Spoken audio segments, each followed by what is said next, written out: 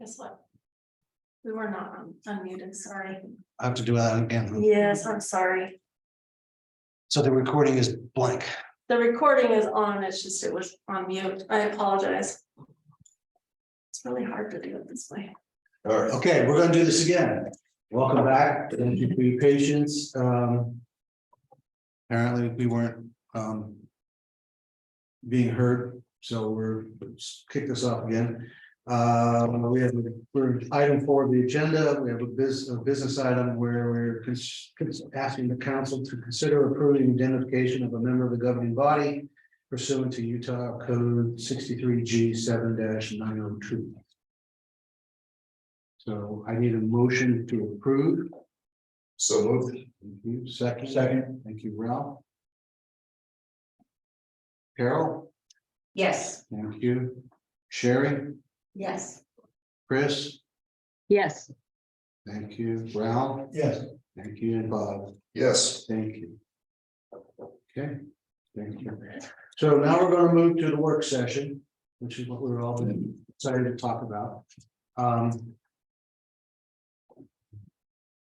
We're going to talk about needs, opportunities, priorities, and economics. So if you take the first letters, that's nope.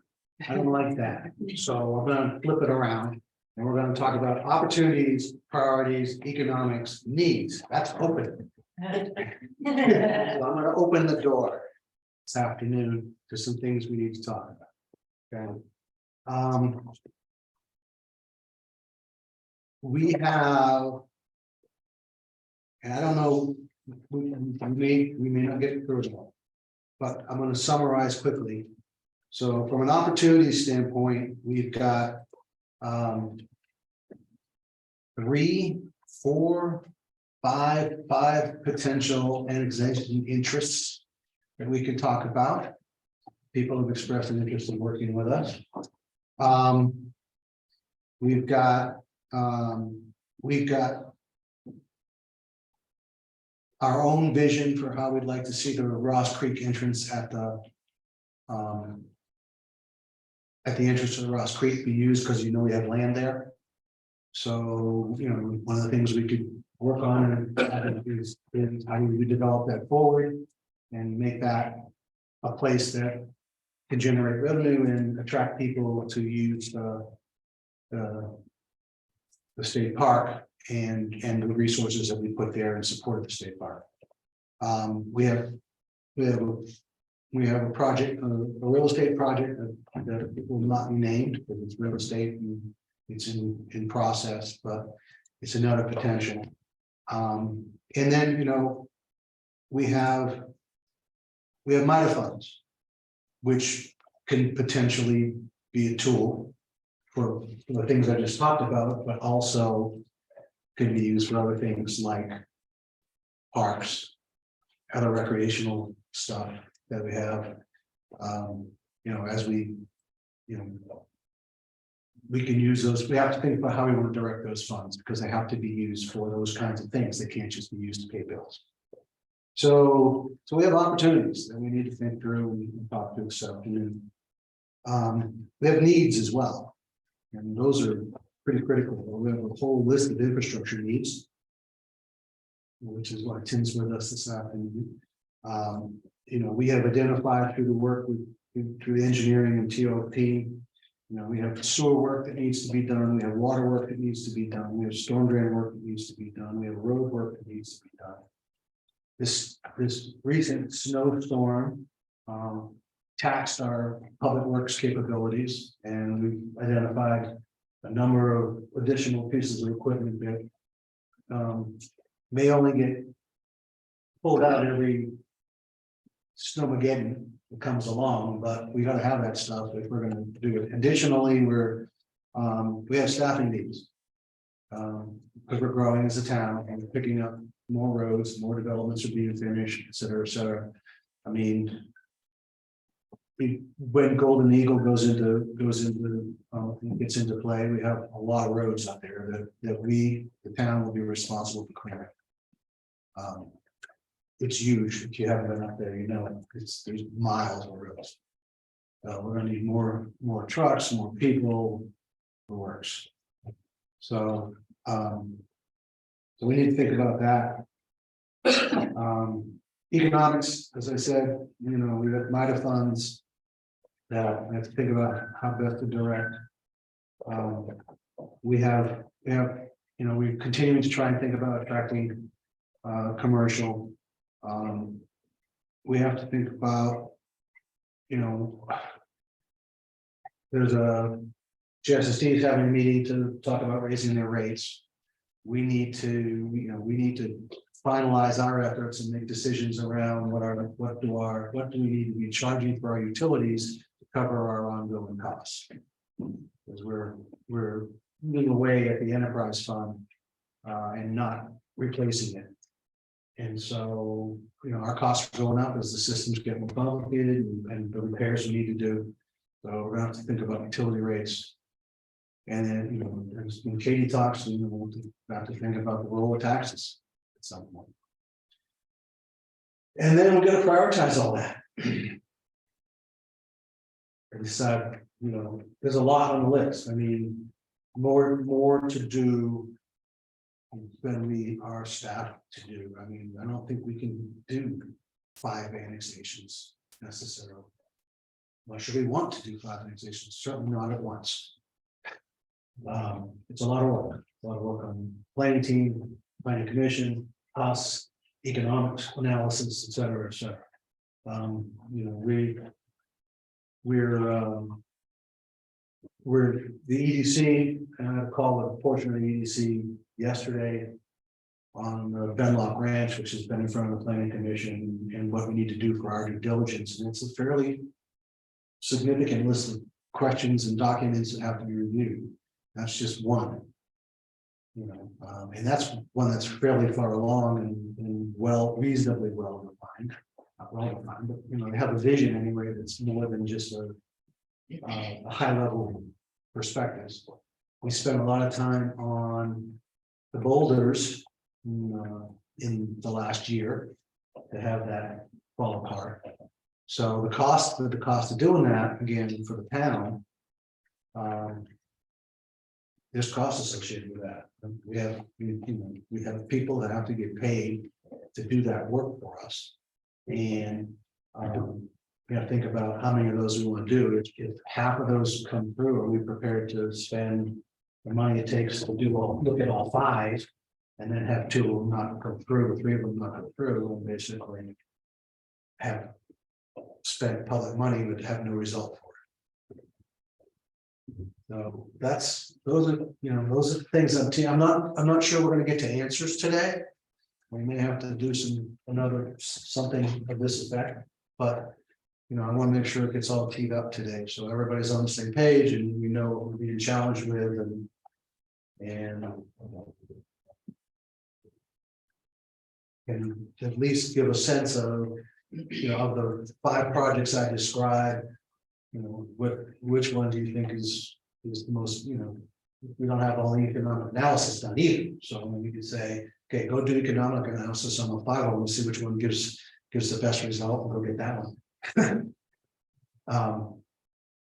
So that's kind of what I wanted to tee up. So this is the open your eyes session, as opposed to the note session. I hope you don't say note to everything.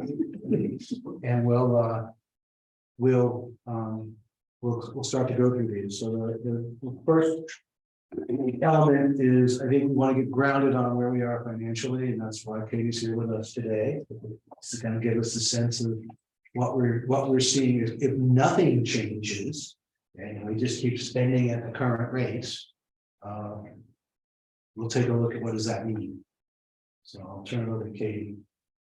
Okay, so what I'd like to walk everyone through is just a brief history. So FY 20, 21, 22, and where we're at in 23. Then we'll focus on 23, and I'll give you a little bit of a briefing on where I think 24 is going. I did a 15-year plan, but I would need a lot more input for that to be able to be looked at. So I'll just kind of caveat that we've looked at it, we've looked at the next couple years out, and you'll see based on the current year, we've got some additional issues. that are gonna result again in some tax increases, because we are not going to make our budget this year, it appears.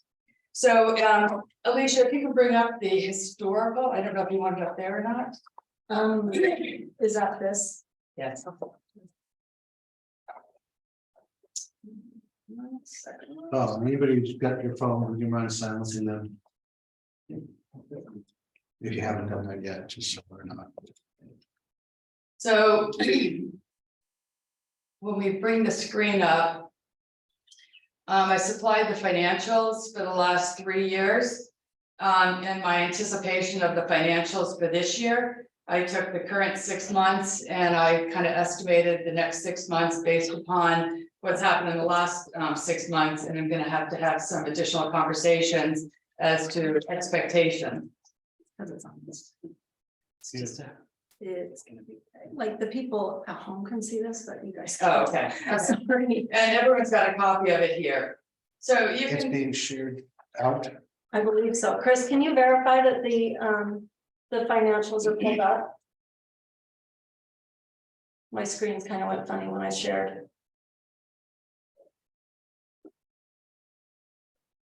You seen a spreadsheet at all? Yep, I do see the spreadsheet. Sorry, I was looking at my own copy of it. So it took me a minute to flip back, but yes, I can see it. okay, and everyone in the room has a copy. So we'll talk about in order, but we'll look at the general fund first. You can see in FY 20, we made 56,000, in FY 21, 139,000. And then we had a good year in FY 22.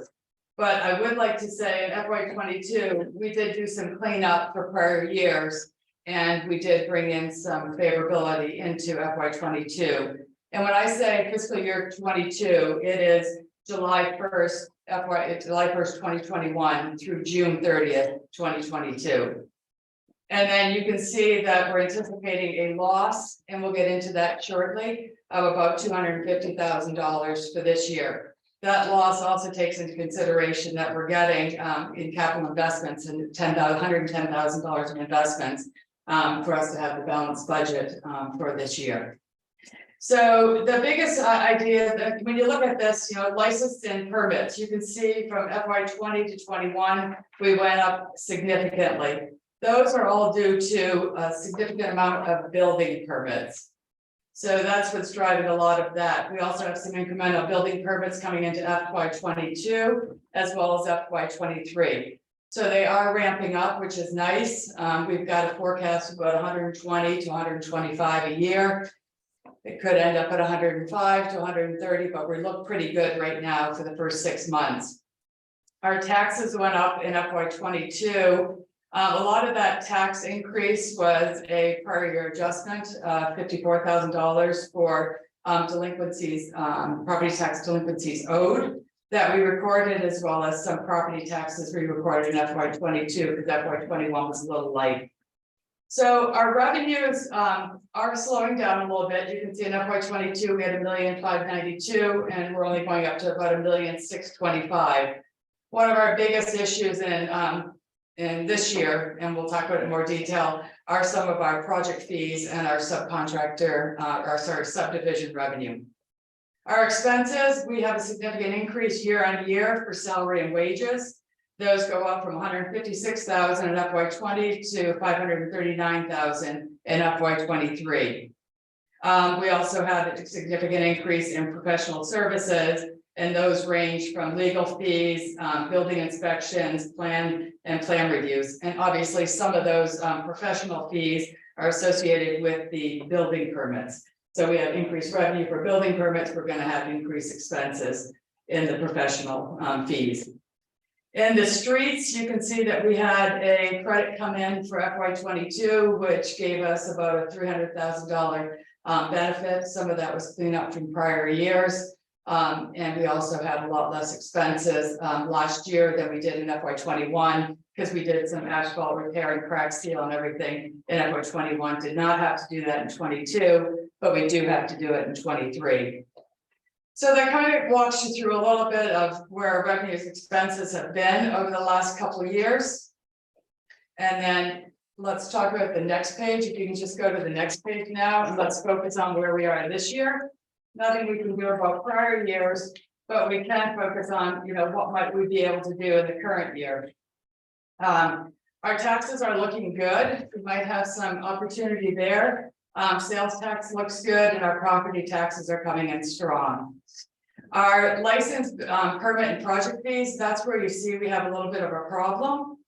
We have estimated a significant amount of subdivision fees and 5% project fees into FY 23. We have received nothing for the first 6 months, but during the break, when we were just stepped out there, I think we might have some additional coming in over the next 6 months with corresponding expenses. However, I have already estimated about 250,000 coming in over the next, 200,000 coming in over the forecast. So if that can go up, our losses will go down a little bit. But we have to match revenues and expenses. So to the extent we get revenue in, but we have not incurred the expenses yet, because you get the lump sum in for revenue, we will have to defer some of that into next year. So you can see that we've got some unfavorability of approximately $242,000. You can see the actuals. Let's look at the total license, permit, and project fees. The actuals are 338,000 through the end of December, and we're estimating another 582,000. Now, sometimes when I say through the end of December, it might only be, we might not have the accruals in for December, we might not have all the information. So what I've done when I look at the forecast, if I know we only have 5 months of the 6 months in, I estimate 7 months into the forecast. So obviously the forecast is just my current estimate of where I think we're going to be. But you can see I'm going to be short on the project fees and subcontractors, I believe. If you go down to expenses, the expenses, salary and wages are going to be a little bit more favorable because we have not hired the engineers. And because we have not hired the engineers, we have higher professional services costs because we are utilizing external services where we thought we might be able to bring in some of our own in-house people. Also, we've had some additional legal costs associated with various legal matters we're dealing with. So that has now resulted in approximately $184,000 of unfavorability. We do have a little bit of favorability in the streets, predominantly due to equipment lease, which is a little bit less than we had anticipated it to be in the budget. So unfortunately, as you can see, we are anticipating to lose about $250,000 this year, unless we can figure out a way to reduce some costs. And as a result of that reduction, we probably will increase revenue. Or increase our revenue. We were talking briefly, we might have some additional opportunities with Deer Springs, Lakeview, in addition to the 250,000 or 200,000 I have going into the forecast, but we're just not quite sure. And what expenses. We also know we're short on some escrow fees that we've already incurred the expenses for. We are looking into that and are looking into getting recoveries for some of those escrow fees. This also, has a trajectory into the future that we still have some additional issues going into FY 24, 25, 26, because we're still not getting the property taxes. We're getting some good building permit fees, but as all of our expenses continue to go up, our revenues are not keeping pace. If you go down to the water fund has a little bit different story. We're actually looking quite good in the water fund. One of the biggest reasons for that has to do with connection fees. In the budgets, we had increased our building permits because our I think it's our smart water meters. We're going to cost a lot more. So we were going to charge a lot more in the building permit, but we're not seeing as much expenses in the coming through from the actual vendor that charges us. So we've got some significant improvement coming through in the expense side. However, it's being offset with some personnel. So we're incurring expenses and our personnel are working on these smart meters and the expenses associated with those instead of doing some other stuff because it takes a lot more for us to put these smart meters in. But the meters themselves have a significant favorability in the expense part, but the staffing does not because they're a fixed cost. We've got some revenue shortfalls because we thought we'd have higher occupancies.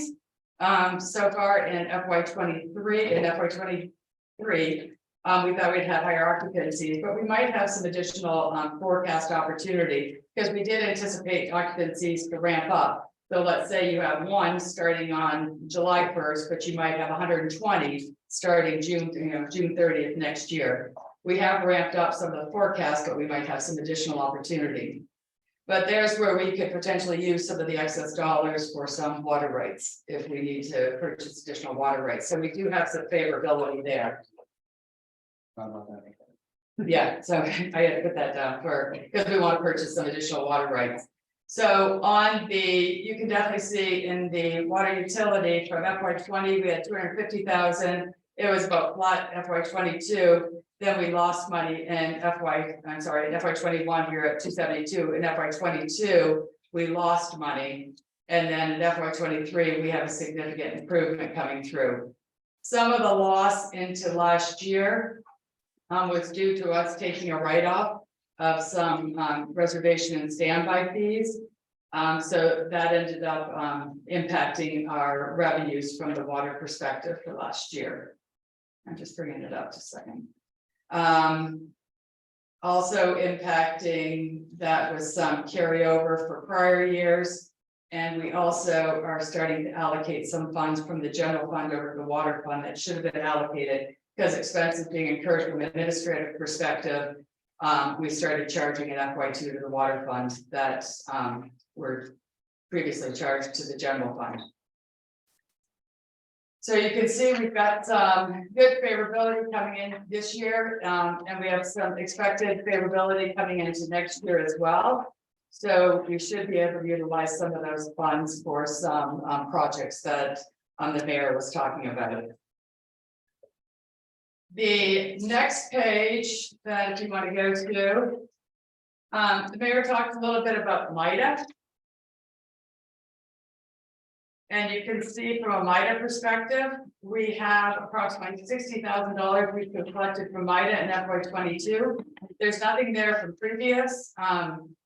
A lot of that has to do with we didn't have a lot in MIDA for prior years.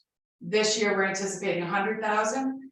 So some of the MIDA funds can be used for development and some can be used for municipal services. And as the mayor said, we have to determine what it is we want to use those for. And then this year, when you just look at the current, now you can just see the trajectory going in there, and we anticipate probably closer to 130, 140,000 next year. So MIDA funds are in arrears. So we are receiving MIDA dollars based on the taxes of 22 or taxes of 21. Taxes 21. 21. So they should step up at, because Deer Waters, Deer Springs, and Claim are all inside the MIDA district. But they were slow to get going. So we're 2 years in arrear basically. So 23 is better, 24 should be significantly better because there's a lot more occupancy that will start to show up because we get paid in 24 for people living there in 22. So it will come up. So there's some upside in the MIDA revenue until it starts to flatten out. Can we make an estimate on that? No, it's about 40% of our building permits are from MIDA.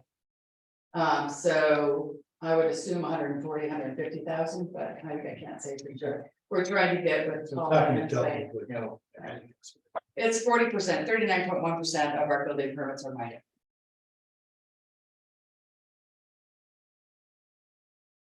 So we've got some good dollars coming in there, and those are going to be ramping up as the mayor said. Then the last one we have is the Class C Road Fund. And the Class C Road Fund are funds we get from the state for the roads that we're servicing. So you can definitely see we've got some good dollars, 62,000, then 64,000, then 70,000. We really haven't had a major change in the roads that we have been reporting over the last 2 years, so I anticipate FY 24 to be significantly higher, if not doubled, for next year. So once we record all the new roads that we reported this year into our financials, we should be able to collect probably closer to 140,000 in FY 24. So we've got, I mean, we've got nothing in Deer Springs yet. For example, only a bit of shoreline, because there's still, there's still stuff going in. Still missing a portion of, sorry, hot, etc. So, because they're still being built, so. Correct. As we take those over, they'll get reported to the state and we'll get funds for those. So you can see, we've got some good money coming in from IDA, good money coming in from Posse Road funds and the water fund, but the general fund is going to be short this year, and it will be short again for the next couple of years. If we don't increase taxes or reduce our costs somehow. And with what the mayor said are some of our needs, we're going to have to increase some staffing and a few others. We've got some opportunities, potential with commercial and some other things that we might be able to work through, but that's still a little ways out. Yeah, I mean, any commercial project isn't going to return for, Years. 24 months minimum. Right. So we are paying for our growth, and unfortunately we're in an inflationary time.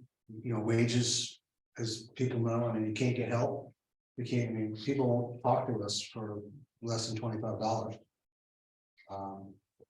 And that's just a body. I mean, that's like, a guy with a shovel, get $25. If you want somebody with some, sparks between the ears, you're going to see a bit more than that. So, yeah, it is what it is. We've got to have people. As it is, we're lean as is in public works, for example, and when Kent's out with had knee surgery, so he's not driving. So Tim's behind the wheel, unfortunately for Tim. So Tim and Dan and Stefan and Travis are trying to keep up. And when we add more road funds, that means we have more roads we have to clear. So it's just it is what it is. So we got to figure out how we're going to get some money. So the positive part of the MIDA piece is that there's a multiplier on the MIDA funds, right, for us, because we get a tax increment greater than the town's share. The negative of the MIDA piece is that we don't get the direct tax increment immediately. It's delayed for a couple of years because MIDA takes the tax increment from the dirt that was in Deer Waters or Deer Springs, and now the new values of the homes, and keeps that, and then gives us our share and more, because we only get 0.001% or something like that. Yeah. 0.01%. Very minor. It's pretty small. So even though we raised our taxes, we're still quite low, as a municipality versus the whole county. The county is gone up. Those of you who have been through the tax bill, Bob and myself, amongst others. When I called the mortgage company and told them what the tax bill was, they said, no, that's not possible. You don't have enough escrow. I said, I know that. That's why I'm calling you. So yeah, the county state JSSD is raising wages, costs for their supply, wages are going to go up, continue to go. I mean, we got a lot of things pulling at us. So that we want to do the work to identify the opportunity projects that are going to help to generate revenue and close the gap. Questions for Katie? Thanks, Katie. Questions for Katie, and I think it's a great review, and gives us a sense of what we need to be thinking about. So Katie, what were the three numbers? So the upside for mine is. We got a 70 upside for the roads, and what was the water? In fund? future years, not this year, Not this year. When you say future years, what's your? 24, 25, Yeah, 26. so we're not even gonna see the 40 to 70 or the water fund. I What are we seeing in I'm the taking the Bidens next year, definitely. Yeah. Because 40% of our building improvements are MIDA. And, so I think it's really gonna be strong there. I think in the, posse road funds, I think we are adding a significant amount of roads for this year, which will get the benefit for next year. next year, yeah. So so that will be, my understanding is, Jen, we get that next year. We have to go through a process Okay, and it's a pro rata distribution based on the total number of miles in the state. okay, and we're significantly increasing, we're probably 30% increasing.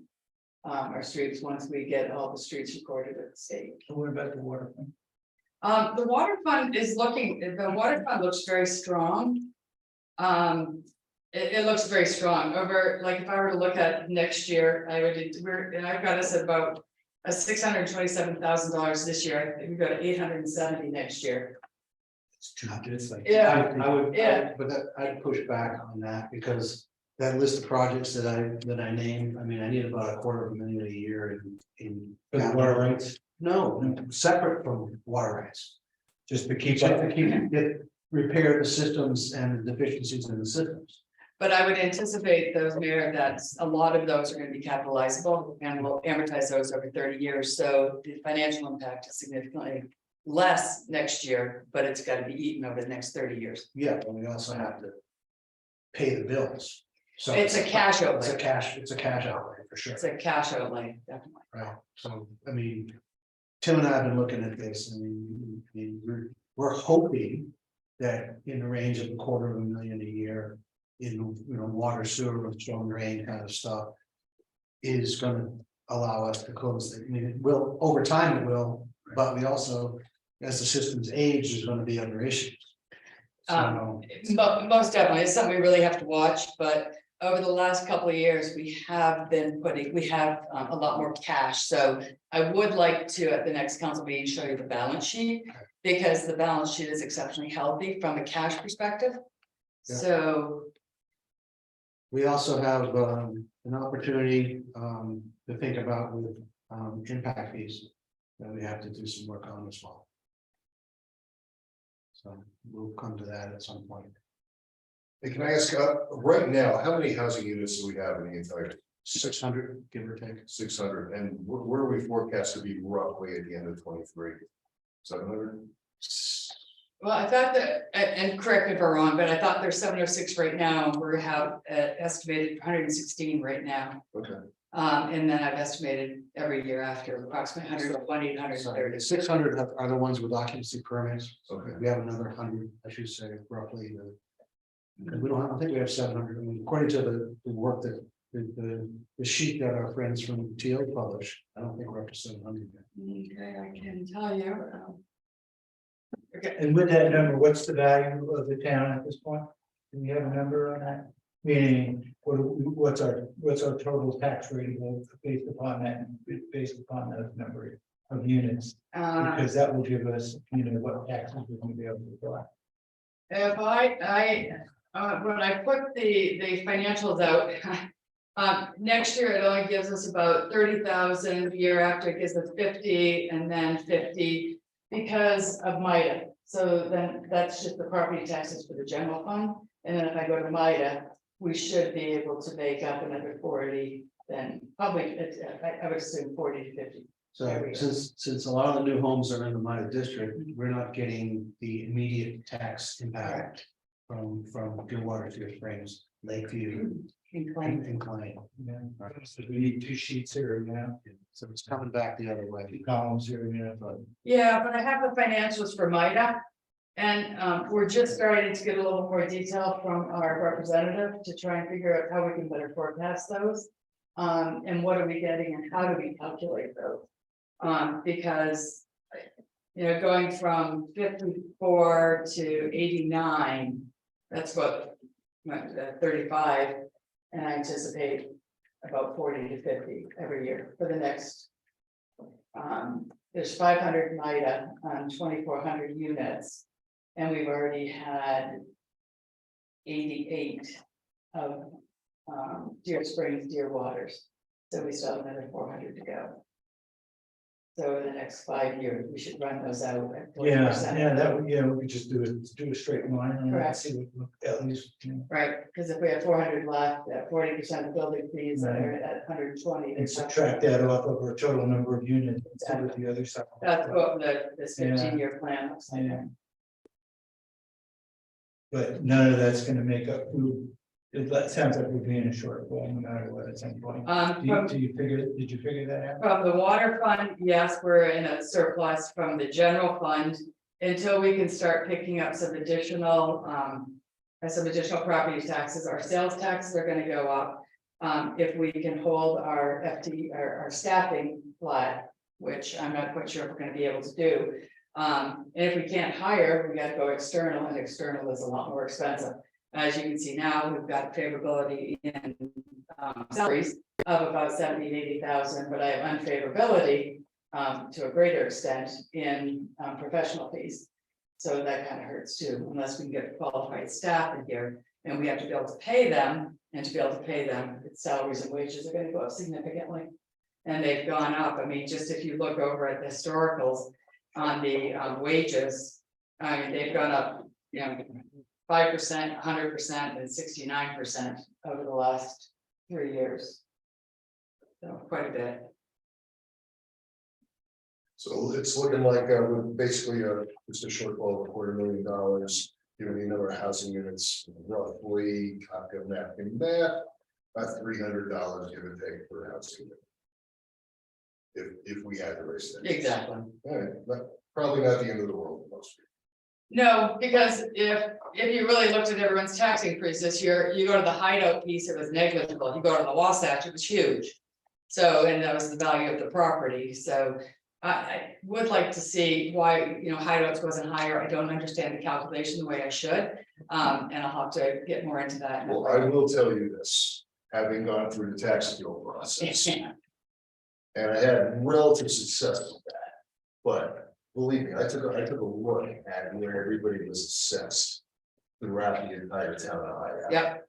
And the tax assessors, in my opinion, did some, what was the word? Selective, Less selective. yeah, Spot assessments. yeah, they were, I forgot the word, they were being very selective as They to were. how they use the comps. What I noticed is throughout the town of Hideout, some people are getting just nailed with high tax increases, and other people they haven't looked at, and they've been skipping along. So if you could wave a magic wand and adjust the entire town so everybody was paying what the fair market value is, in my opinion, that would more than correct a shortfall without having a resolution. Wasatch takes such a big chunk of that unfortunately our increase it's Pretty pretty diminished. negligible.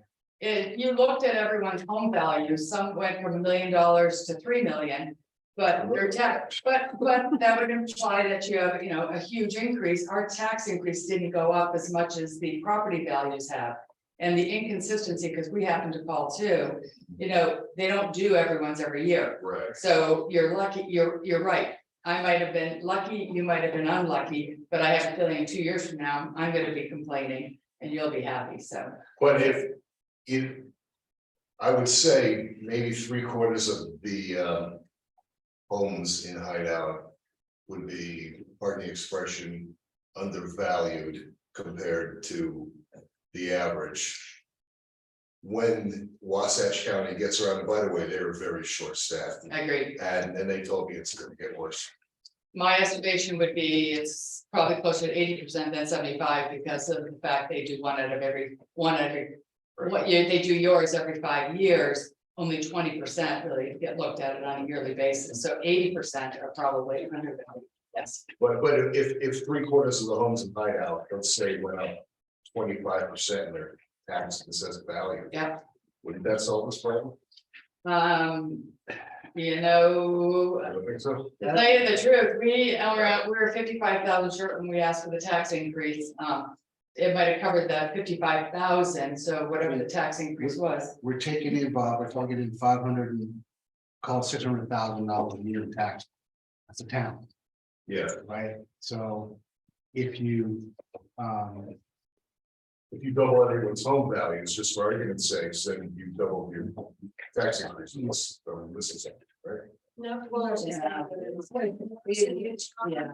Is that your budget has to stay the same, so if values go up, the tax rate is supposed to go down. And the only time that you can increase that kind of budgetary amount is if you have new growth. And or increased tax. So that's why every year they come out with the tax rate that changes. Because it's based on the overall value. So if 1 year, all the value in the town was 100 million, and then the next year it's 150 million, the actual tax rate is supposed to go down so that you're only collecting the same amount. That's why it's good to look at the total number, and I was in, because without that, you really don't have a good picture of what your rate could be. Based upon your future budget, because obviously if your value goes up 25%, theoretically, you need to drop your rate to some percentage. May not be exactly 25, but yeah. The other side I looked at, Bob, I did a random sampling across our town. I also did a random sampling of tax rates increases or non-increases in Wasatch. Very unfair. So I looked at, the Black Rock area, those areas, to see what was raised.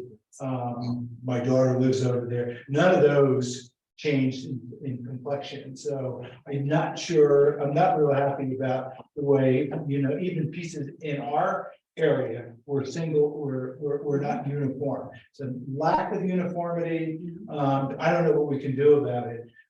It's a staffing concern though, because we did call and ask about all that kind of stuff. Staffing is a key issue. They can't do more than 20 to 25%. So to your point though. But so they're gonna pick out the most likely areas where they're gonna get the most money. That hurts Hideout. Yeah. There's no doubt. Everything And is fair. like I just said, they didn't go into other areas of Wasatch that I can find that were uniform. So, hey, let's pick out where things are we're gonna pick up the most money. That's where, that's your business. It's not bad business, but it doesn't help us at all. Well, it doesn't, because to Polly's point, the rate, they try and keep everything the same, so the rate goes down, someone's assessed value goes up significantly, they get really dinged. Mine didn't go up, let's say, and I'm gonna get a benefit because the rate went down. So it's. At least for 10 years, weird. maybe. Exactly. You get. Oh, it's in my bet, but I just think, yeah. I know, it hit high. Yeah, it's an important subject for everybody. It is. it is, I mean, it is, and it's real, but. So it's gonna result in. Us thinking about kicking off truth and taxation again, unfortunately. But I don't see a way around it in the short term. And I need to understand it more because said we were short 55,000, we increased, but I don't think we increased it enough to cover that 55,000 loss. So I need to understand the calculation more. So we can understand going into next year what my loss would be and how much we'll have to increase. I wouldn't mind if all that money went to the Hideout, so to speak, Yeah. but it's not, and, because we collect on $1 million piece of property taxable, $630 that goes to Hideout, the rest goes to everything, every other line item. Yeah. So. Why is that? How do we get more money to the town? Well, we have to raise the tax rate. That's the only way to do that, because we can't, the county's not gonna, They don't. they're not gonna I mean, the only thing we can impact with the Hideout direct tax portion.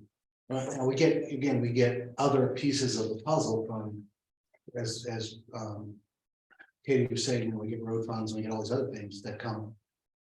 And sales tax and things that come from state-based revenues and roll back out. And then, we get a population-based percentage or a road miles-based percentage. But the actual direct dollars to the town come from our tax rate. Our tax rate is just shy of the median for all the municipalities in Wasatch. we're shy of it. Yeah, we still haven't gone. So we got a little. We have some, I mean, we have wiggle room if you will, but we're not gouging our citizens with our tax income. Telecom and municipal energy, those would definitely increase their So, taxes. yeah, we get some of that. Yeah. But we're gonna have to grow top line, to all the, yeah. Right. If we don't go to top line, the taxes aren't gonna make it. Right. Which leads to What do we do? Leads to CRA Yeah. and Yeah. economic development. Yeah, it leads to the quote opportunities portion of the development. So we heard the economic piece. Okay, you heard the needs, a lot of the needs from an infrastructure standpoint are covered through the enterprise fund. All right, so the water and sewer and storm drain is all covered through the enterprise fund. But water costs are going up and we've got work to do there, so I wouldn't be shocked to find an adjustment, again, JSSD adjusting their fees. I think we're gonna still have to adjust utility costs, but it's, it's a separate strain, but it's real.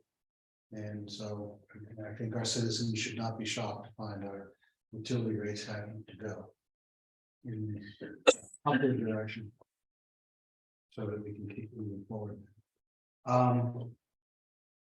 Okay, so let's talk briefly, let me talk briefly about a few of the annexation potentials and, or things that generate revenues. Let's start with Ross Creek. Okay, so, the state park, and Chris has been really good about, the work that her team is doing and communicating with the state park. And they started, they're doing a big project down there. They're making a day use area at the Ross Creek entrance. All right, so they're cutting in roads and there'll be like the picnic shelters like they have at the other parts of the park. They're putting in additional wall toilets. They're dragging they started testing anyway, dragging the perimeter trail for and making it available for cross-country snowshoeing, etc. So there's and we own land at the Ross Creek entrance, we the town of Hideout.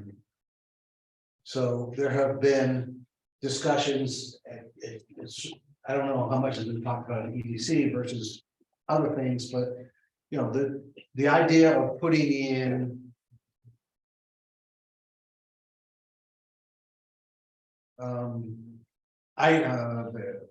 businesses are creating an opportunity for businesses that will drive people to the state park and generate revenue for the town through tax dollars is there. Like if we did bike rentals, sup rentals, snowshoe rentals, cross country, back, whatever, all that kind of stuff.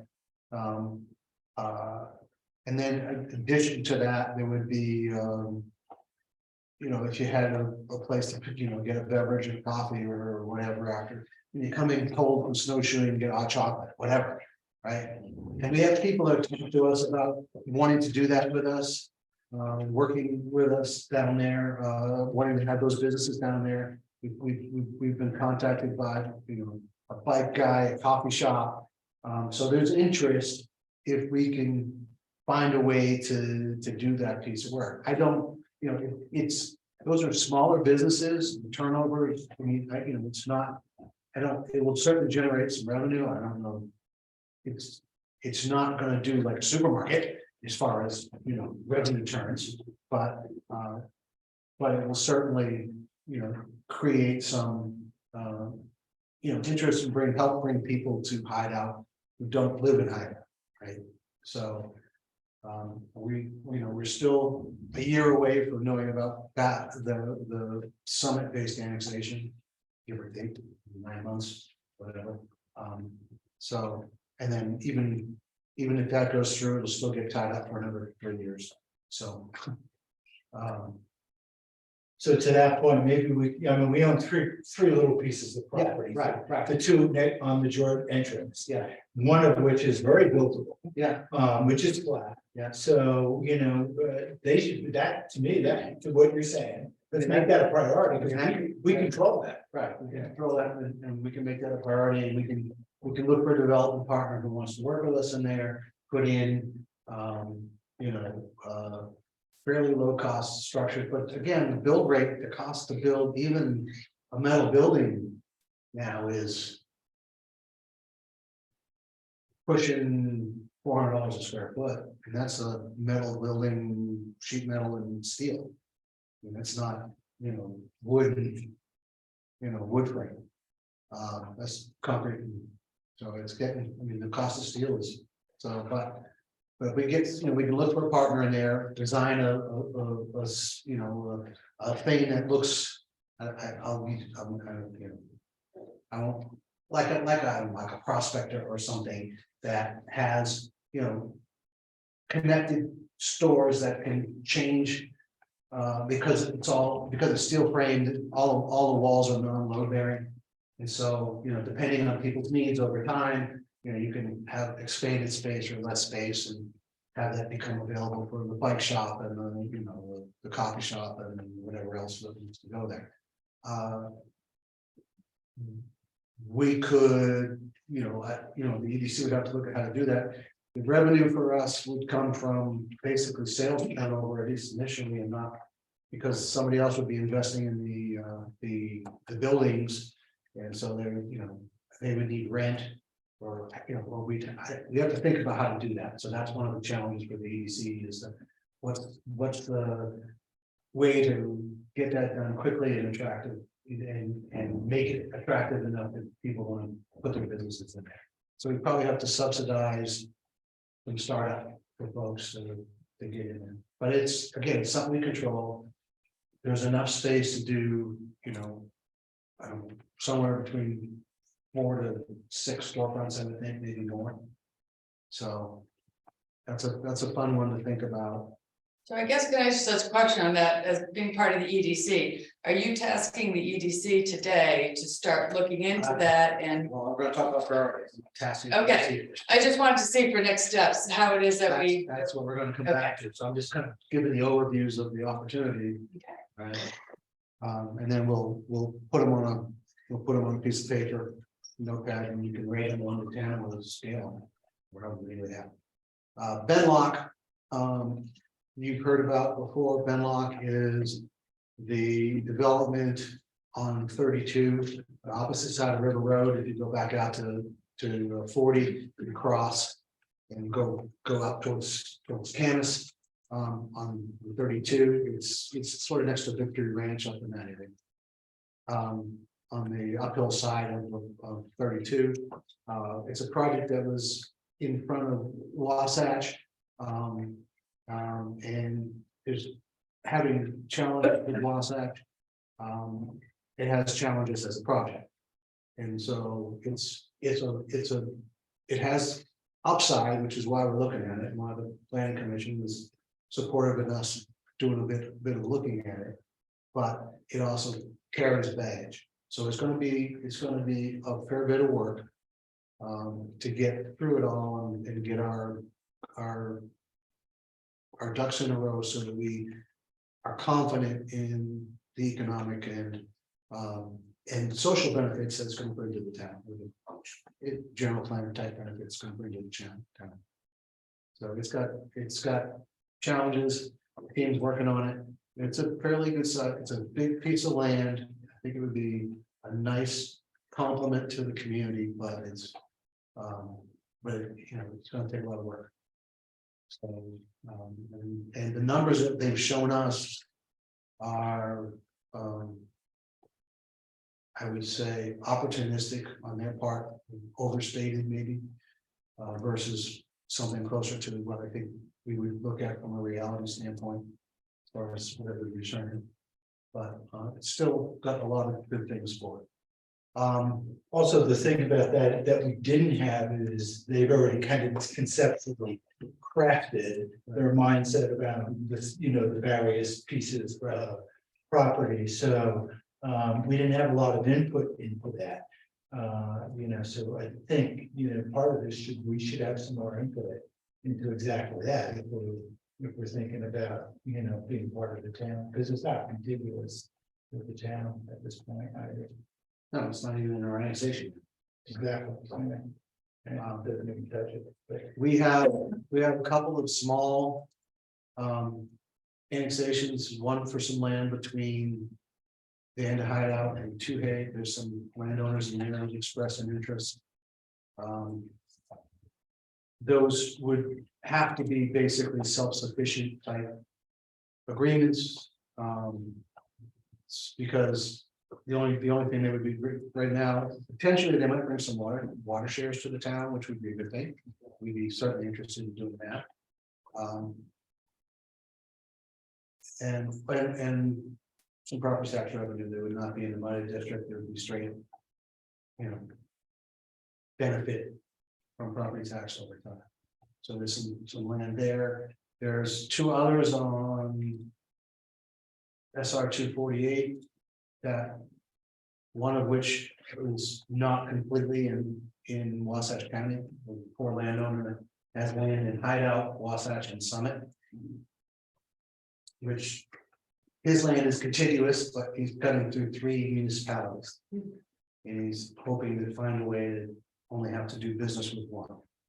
How many acres is that? I don't recall. Jan, you had a call with a guy for a chunk of acreage as well. We have, 120 acres. that's, and that might, I think that had to do with affordable housing. That was a different one. That was a different one. So That's the what that person is. who wants to do some affordable housing, which we're certainly open to. It's not a huge revenue generator, but it is a service that the community desperately needs. Not us community, but the greater community. So we're just starting to learn about that. And then there's some on the north side of town that may come forward as well. One of which is intended to be some commercial space, so could be a benefit. So I would prioritize energy on the commercial investment side versus, from my personal perspective, we should be focusing on the things that are on the commercial side versus the residential side. But that doesn't rule out Benlock because they're talking about doing it as a they have a restaurant and nightly rentals and that kind of stuff. So, which could you? So those are the. what about the hotel, Jan? That came up in some email as well. We talked. Black Rock, Yeah. Well, Black Rock is not asking for annexation at this point. They did come to us. earlier, but they got what they needed from the county. They did, Okay. So, but we have been talking about other things like creating a joint zip code, No, which is intriguing. Yeah. Joint zip code. It would solve some of the issues that spill over into public safety, because if you remember, we had that code red, and because we have a zip code in Camas, we had some other issues, so. and we have we're all based in Kansas. The post office would love for us to do that too, but they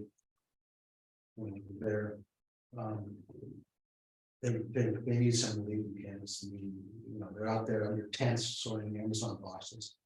But does that mean we have to build our own post office? That's what I need to look into. Yeah, I have to first. Need to dive into that. yeah, we have interest, and we also have interest from the public services folks. I mean, fire department would like a space. The police department wouldn't mind having something, all that kind of stuff. So if we, that's great if we have the land and, in our annexation that's going to the Supreme Court, we have space for those kind of things. That comes through in our vision, we had places for those kinds of services in that annexation. If not, then we have to get creative around how, would they fund themselves? What would be for the town besides, quicker response and potentially lower insurance? Because the fire, the fire department is closer now that the mileage was closer now that the Jordan Parkway is in. Fractionally, but it hasn't seemed to have moved to the insurance companies yet to the point where I'm seeing a reduction in my homeowners. Agreed. And the reason I brought up the hotel, it's built so your commercial revenue comes in. So what can we do back to priorities? So Chris says she can't unmute. You can unmute, right, Chris? I didn't want to interrupt. I'm trying to be the nice Chris today, so I'll lower my hand. No, we want the other Chris. So I got a couple of questions. You mentioned all these annexation possibilities. Except for Benlock, are the rest of them already in our annexation map? No, not all of them. No. So is this something when planning commission starts discussing, annexation boundaries and, having that discussion, are they going to be broadening it enough so that we don't have to keep going back and changing this annexation map? Yeah, I mean, that'd be our goal, Chris. I mean, we'll share with Thomas and the team what we've been contacted by. And so that we're hopefully only doing that one more time. But, Well, it's okay if we do it multiple times, just it shouldn't be it should be every few years, right? That we're revisiting something like this, or not too frequently. No, I agree, but so we're trying to take into consideration everything that we've been contacted about, and including reaching out to some people that have, sniffed around in earlier times and letting them know that we're doing it. Okay. Yeah. But it's a great thought, but again, we could do it anyway, just based on the fact that they were sniffing around, I guess, and say, okay, you were here once and you asked the question, so we're gonna put you inside, and obviously nothing will happen if you don't want to do it. Right, there's no downside, right? Not really. To making a pretty broad annexation boundary map. Anyway, go ahead. Plan. Yeah, it has to meet our goals, but yeah. Sure, I'm not- sure. Not just complaining about it, no, it's because they potentially bring things that we need. Okay, and then you had been talking about Ross Creek a while back. Are we gonna get back to more of a discussion of that, or do we end up sending this to a committee and then we can talk about it? Yeah, again? my thought is if that's one of the priorities, that we would send it to Economic Development Committee and let them start to look at how best to do that. And then come back with a proposal for what they think might work there. I mean, I don't know that we're, other than Thomas, we're probably not, we all have ideas, but we're probably not the right people to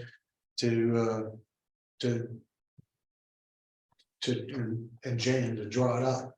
So. Well, the one thing that we've taken as a kind of a core principle, and Katie jump in here,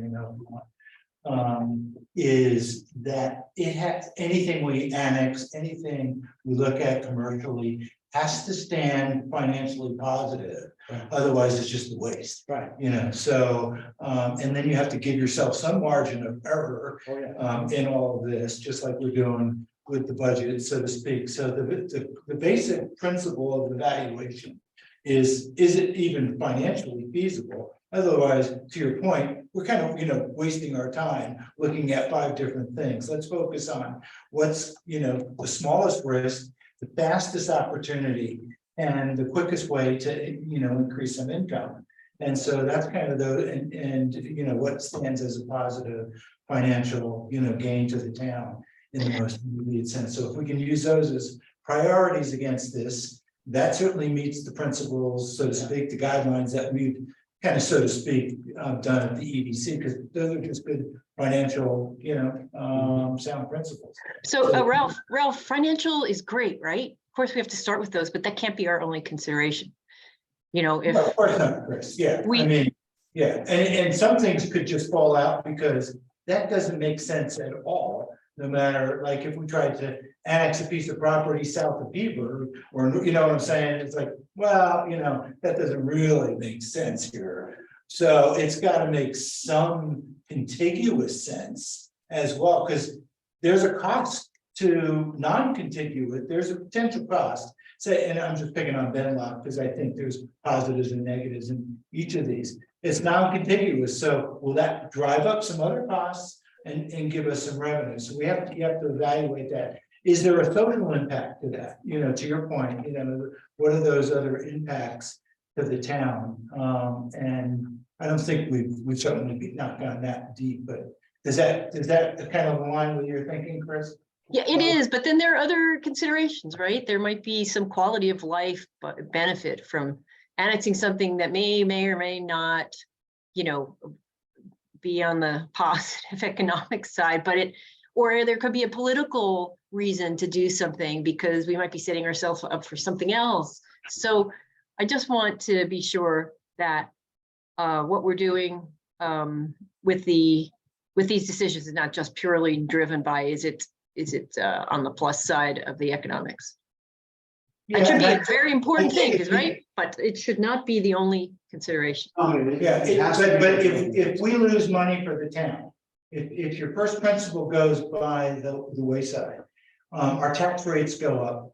We don't even know how we can substantiate that. We don't know, you know, so if we don't meet first principle, to your point, Chris, yeah, I agree. We need, you know, what I would love to see more recreational areas. I'm 100% aligned with you on that. But if we don't meet, we're running losses here.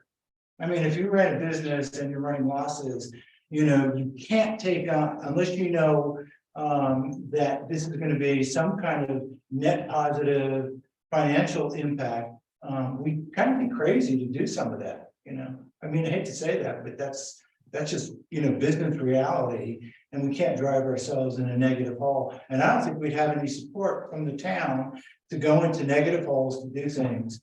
So again, going back to, yeah, I agree with you, but we also have, you know, if we don't strip that off, people would say you're not doing your job. You know, just like if you're working, you're not doing your job if you're driving your business under. So sorry, I mean, I just think that's got to be, you know, fact one. And we have a lot of different councils. The economic development is going to look at heavily on financial, the planning is going to look at land use. The council has to look at overall quality of life for the town. So we each have our own purpose.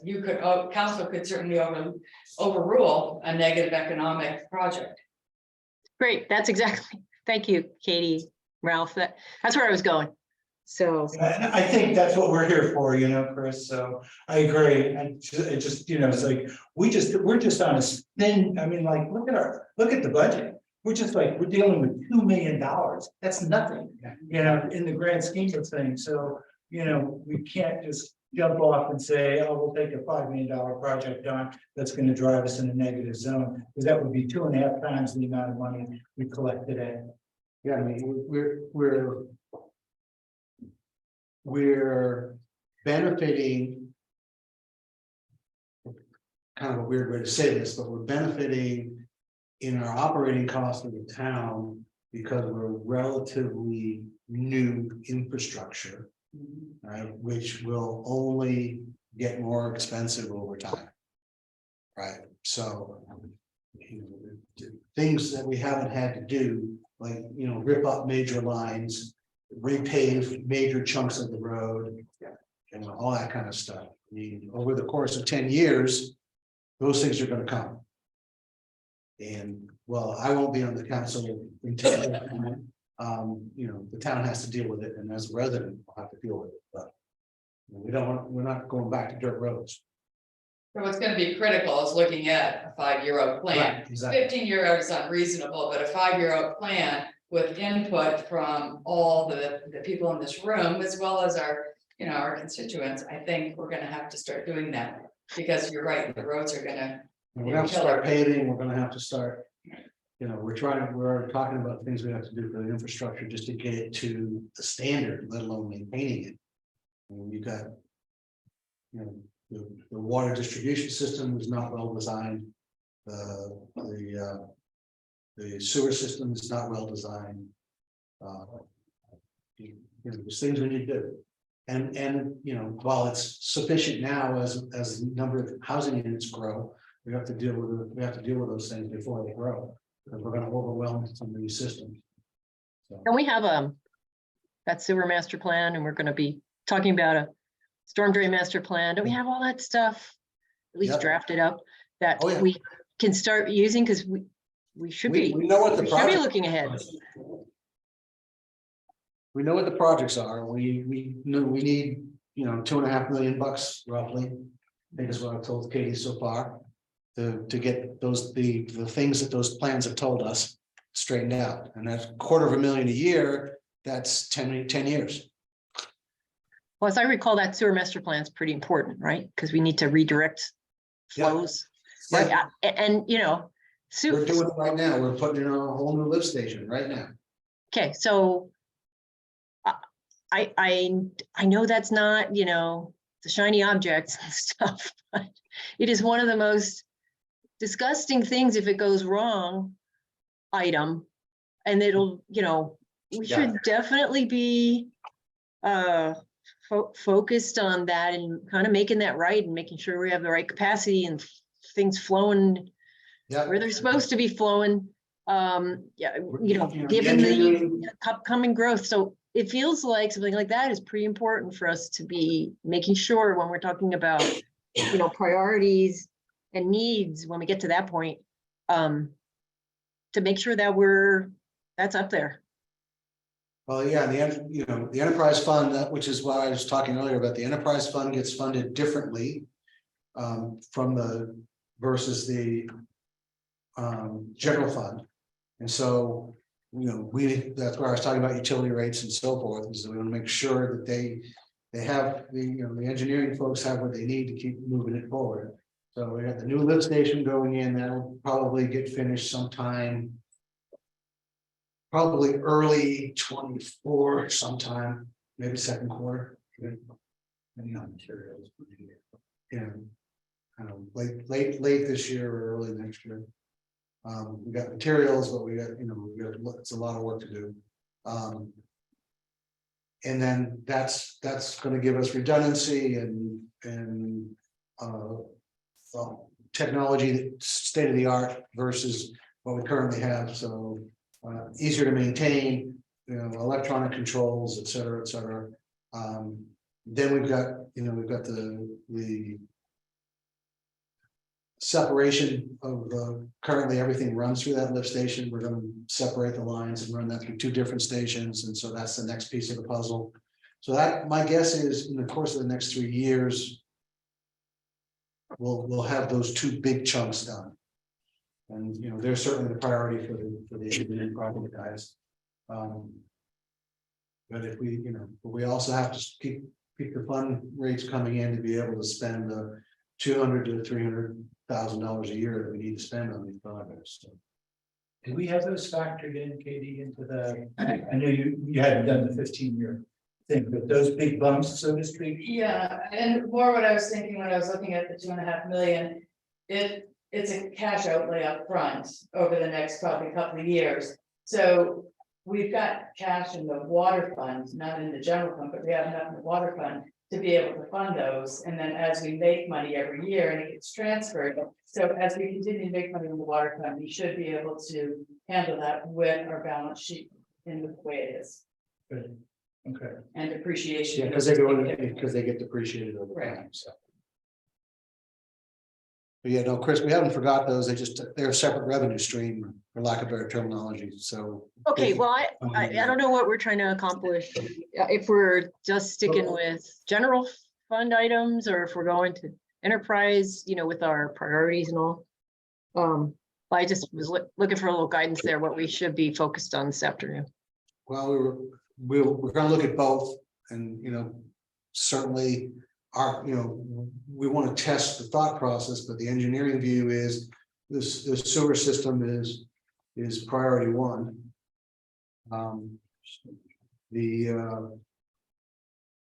The roads aren't part of that, and so they get funded from the general fund. So that's we got to think about. We got to do the math on those and have Katie do her 5-year projection or 8-year projection, whatever it is, and think about that. Yeah, I was noticing the potholes just on my little dead end street. From the roads are going to they're going to become high priority really soon. It feels like also.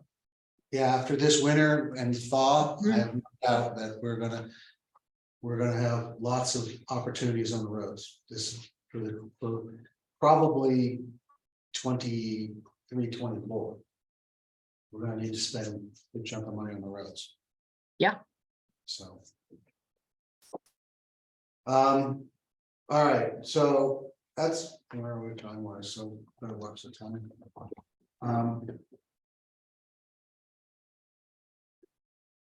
So really, the thought is, how do we want to, we have some framing to do, we have some clear sense of a couple of the big projects that are These are the others. you're watching TV. We have the Ross Creek entrance, we've got the Benlock, we've got we've got there's some other property that may come available within the town for consideration, but is not yet there. But it's being marketed, but who knows what's going to come with that. And then we've got, new land and new space. So the stuff that's inside of Hideout should be, quote, easier to execute because there's less steps. But it doesn't necessarily mean it should be the higher priorities. So that's. Are we gonna talk about like other needs? Because I keep thinking about how tiny the town hall is and how it's already busting at the seams. So what was your question? I didn't understand. The town hall, it's pretty undersized right now, and we're only gonna get bigger. Town hall, I don't know about public works. We have a great new public works building. Is that gonna be sufficient? What's the projection on when we need to expand any kind of public works footprint? So those are the two things I'm thinking of. And I'm sure there are others if somebody wants to chime in, but those seem like needs. Well, yeah, and the town Coming up. And again, we're also hanging on Supreme Court decision as well. I mean, there was possibility of moving the town center over that way if that comes to fruition. Public Works is already we have more trucks than we have garage space already. So Yeah. Okay, so even without, being able to annex anything else in, just with whatever we've got for already approved subdivisions and future development, we're already undersized. So can we try to plan what capacity we would need to have just to support the remainder of the already planned development as far as the services that we're offering from a town perspective? Definitely plan for it. I think we need a lot of input from, the people here. I mean, Tim, what are our needs? We need someplace to put it, that's. Agreed, but you're trying to find a place to put 5 trucks, 2 trucks. It might be 2 trucks today, it might be 10 trucks in 6 years from now. So we need to kind of build what we need over the next 5 years. And as we look at what we need in the next 5 years, if we go from 11 people to 20 people, then we are gonna have to expand out. And if we're gonna go to 20 people and we know we're gonna have to do 4 times as much work on the streets, we know we're gonna have to buy more trucks. So I think this is gonna have to be a detailed planning session where we meet with the individual department heads and really try and figure out what do we need and what are the expectations going forward. Okay, yeah, it makes sense. I can tell you, I know there's a big snow year, but our roads aren't even plowed curb to curb yet. It's not even a full lane to get through some places. I'm not faulting Public Works. It's Mother Nature and, what we can do right now. But I would say that we need to do better, and we need to be able to do better in a future year when we have more roads and we have just as big a snow year. Yes, if it's the expectation that the roads get cleared in 6 hours after a heavy snowfall. Then we have to go back to the town and say, okay, we can do that, but we need to raise your taxes by X amount because we need to bring in additional people and more trucks. So there's a cost to everything. I think we already have a timeline in a snow ordinance. We do, but it's 12. Right, exactly. So let's start with 12. So we already have that. So can we use that as the baseline? 12 trucks. 12 hours. 12 hours. So, and also a snow depth, where plowing starts. I think we have that already. But inches, which we are actually doing, as soon as it snows, we're actually doing it, but. and then, no, that's great. That's great. The reality of it is we're designing roads that are too short. Too narrow. Right. And you want to solve the snow issue, we have to do a better job from a planning standpoint immediately.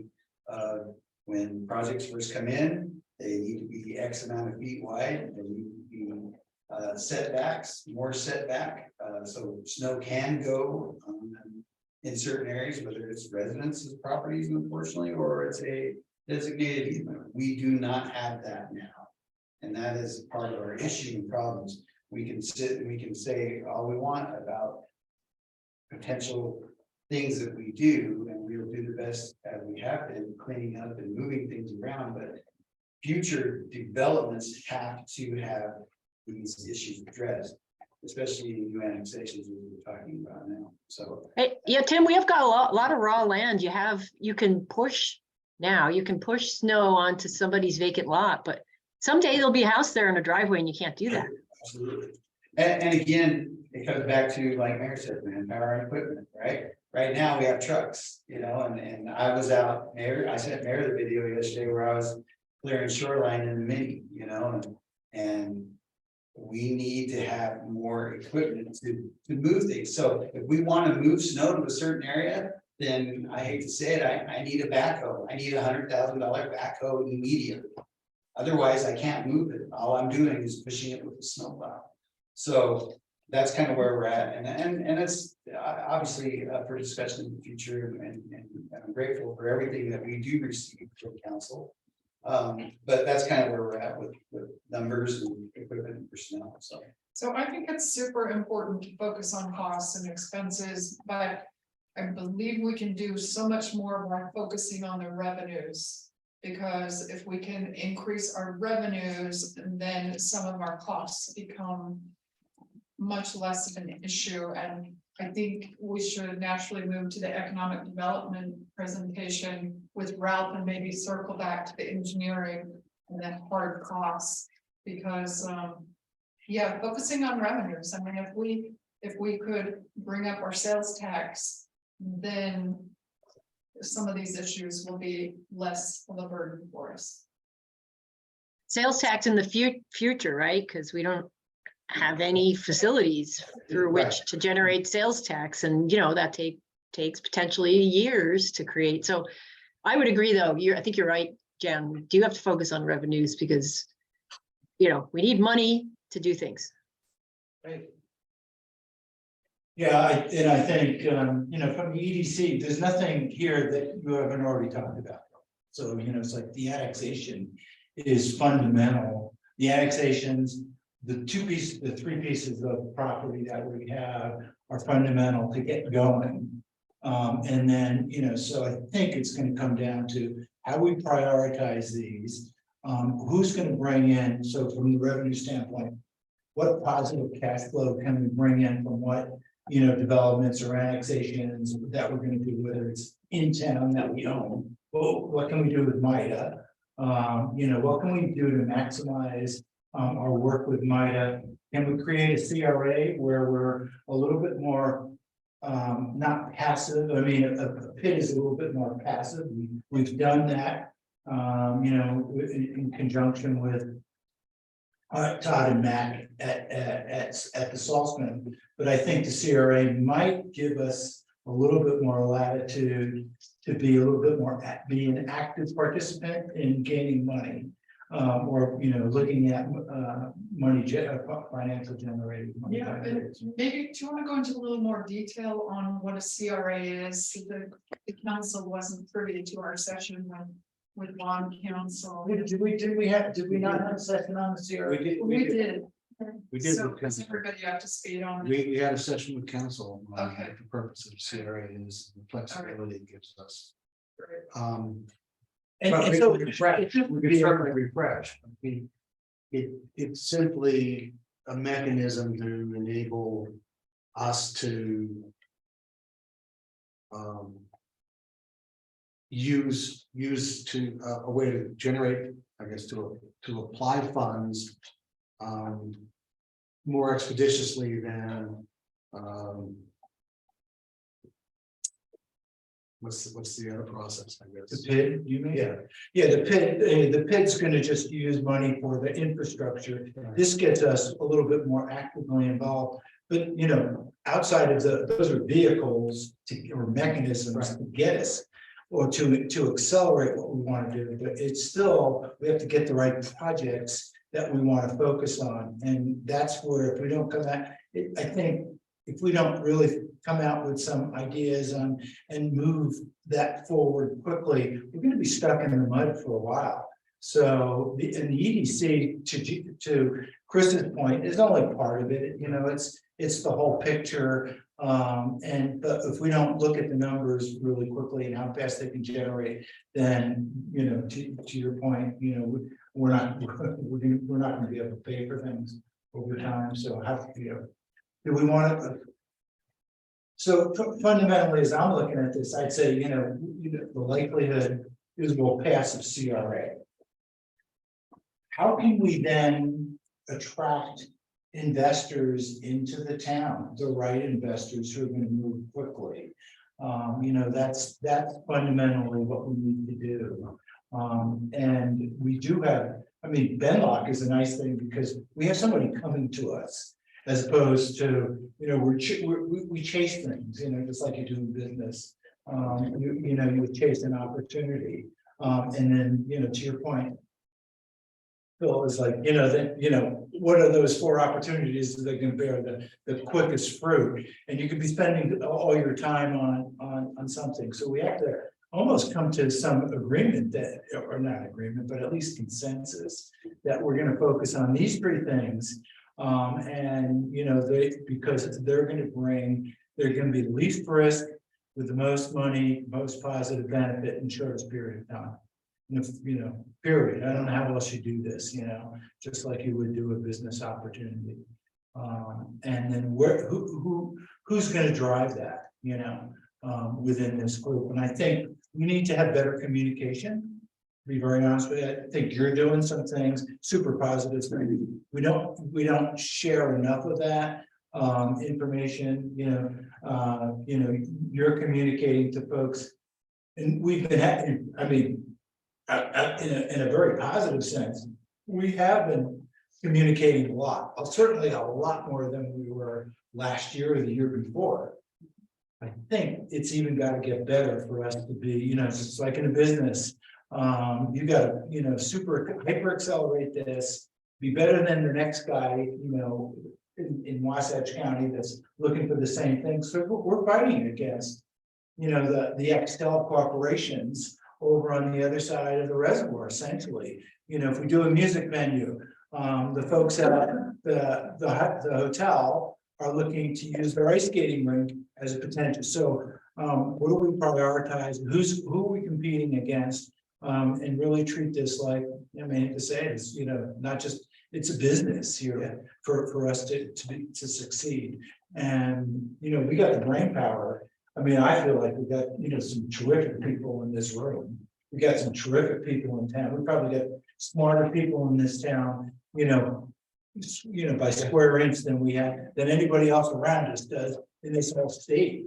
So, harboring, getting those resources involved and getting positive. We need to get, we need to have so much of what we do is also, we need to positively go out and get our townspeople not only involved where we can, but get them behind what we're doing. You know, because we, you know, it's like, we want to do something, but we want, you know, we certainly would like to see a 70%, I would like to see. You know, 2/3 of our town in favor, just like we did the referendum. Right. It would be great to know that 2/3 of our town are in favor of whatever, Benlock or something.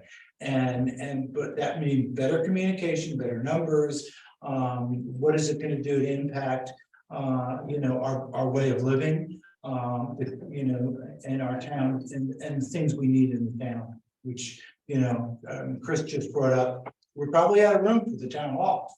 You know, maybe we can expand offices down, you know, down below or something like that. But then we have no meeting place, you know, so. But I think that's what we need to do though, is put together and say, okay, you got Ross Creek, Benlock, State Road 248, the north side of the town, you got fire and police. What are our projects? When can we get them started? And who do we want to hold accountable to start it off? It's one thing to say the Economic Development Committee can look into it, we can. But we're looking at it from a focused perspective.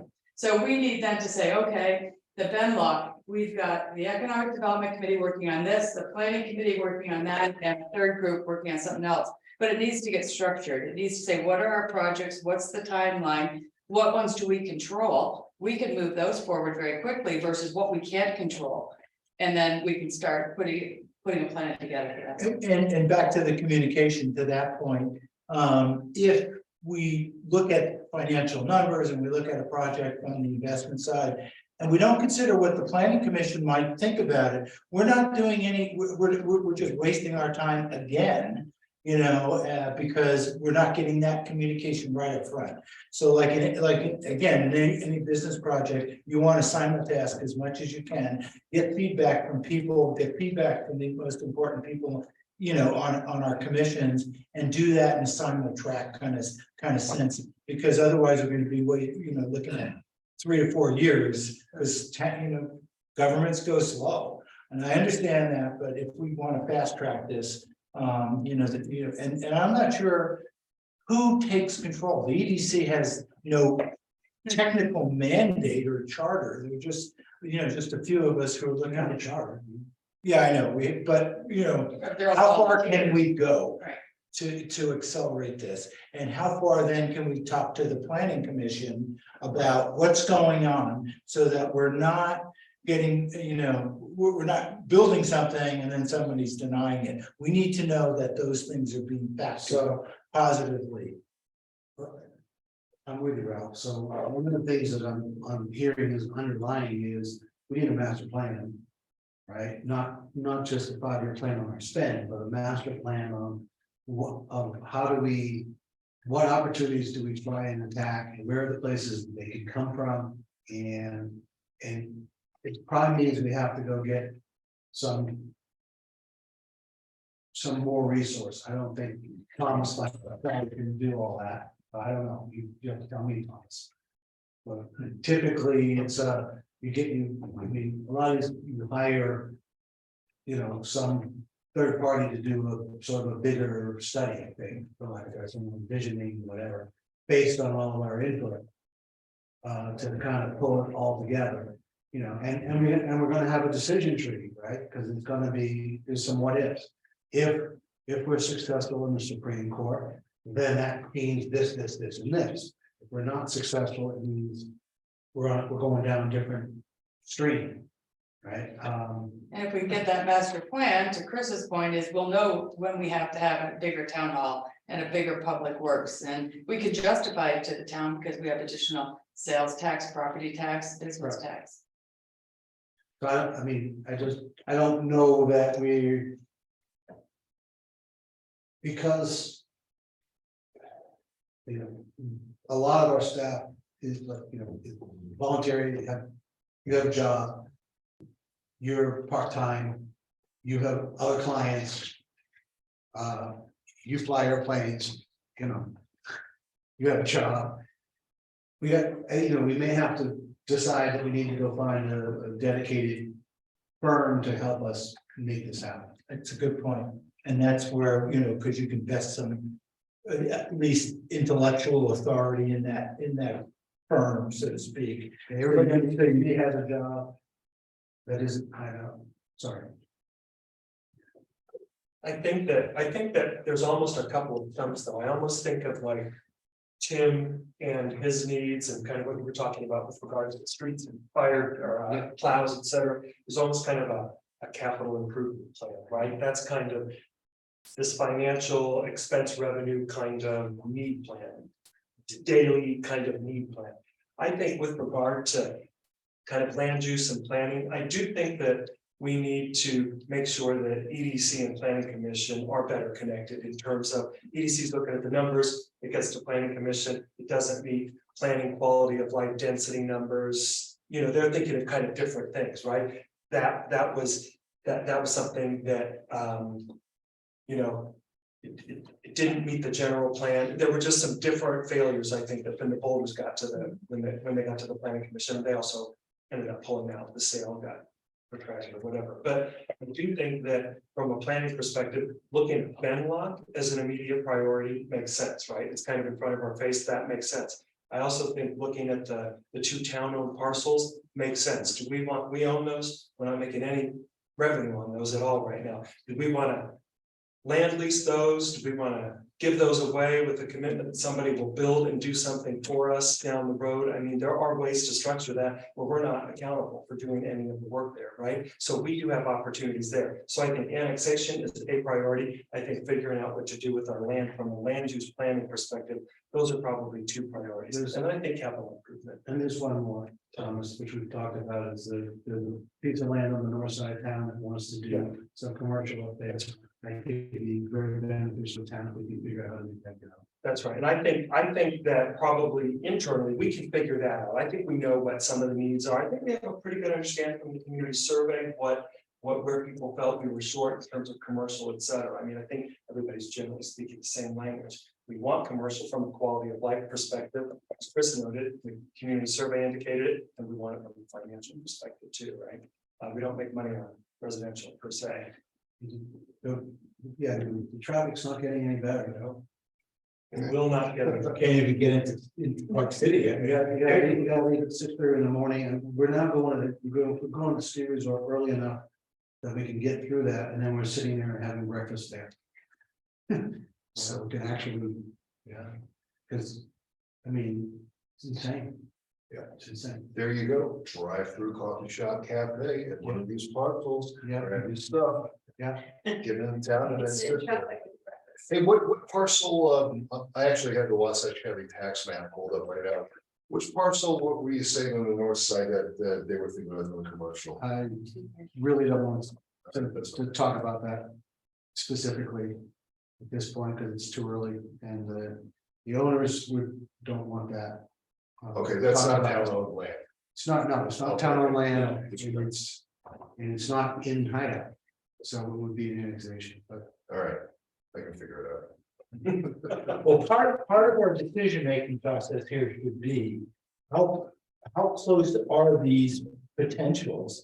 You know, so we know that in the case, you know, we got so much legal stuff here, the Supreme Court could take, what, 2.5 years? Who knows?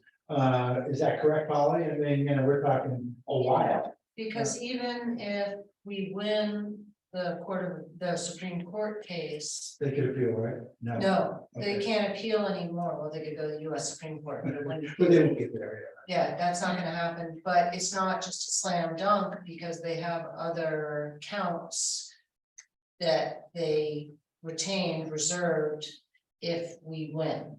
So, I mean, I would hope, you know, so anyway, it's not, we'll see what happens, but just as of that day, it doesn't mean that the. Yeah, our new suits will be filed or whatever. Yeah, and that's what I was thinking. Well, it'd be existing, they couldn't, they reserve some of the counts. Right, that's of what the they have, map. right, but additionally, they can find other reasons. No, I think that's, I mean, based on this, that.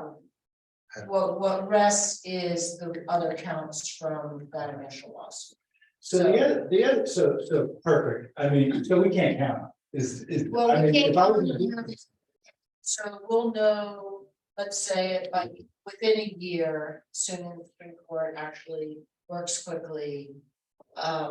whether or not we have a chance of moving that annexation forward or not. So hopefully we will. So the crux of where I was going on that was really back to the, some of the EDC kinds of principles. Regional, better regional communication, planning, efforts that we could take on the part of getting out of lawsuits and maybe then working with our neighbors, so to speak, to, foster either either better working relationship, and in that better working relationship comes some potential finances too. Yes. So, the other side of at least what the EDC, and I think we all could be thinking about, is exactly that. If we're not, like Jen, you've been taking a real lead on that. And, from this workshop, I would think that what can we get out of that in your mind? At this point, so maybe Okay. turning it back to you. So I think that destination development is the most potent form of finance. Revenues flowing in, because we don't have to put in infrastructure. If we bring people to the location, they spend money and they leave. That's the best of both worlds, right? So we already have some low hanging fruit. Park Cities already established themselves as a destination. To the extent that we can collaborate with them, we don't have to recreate the wheel. We're 12 minutes from downtown Park City. And I think that to the extent we can create something collaboratively, that's gonna be our most potent form of getting some money. Yeah, so how we do that, the way we do that, how we communicate, I think, is going to be absolutely critical going forward.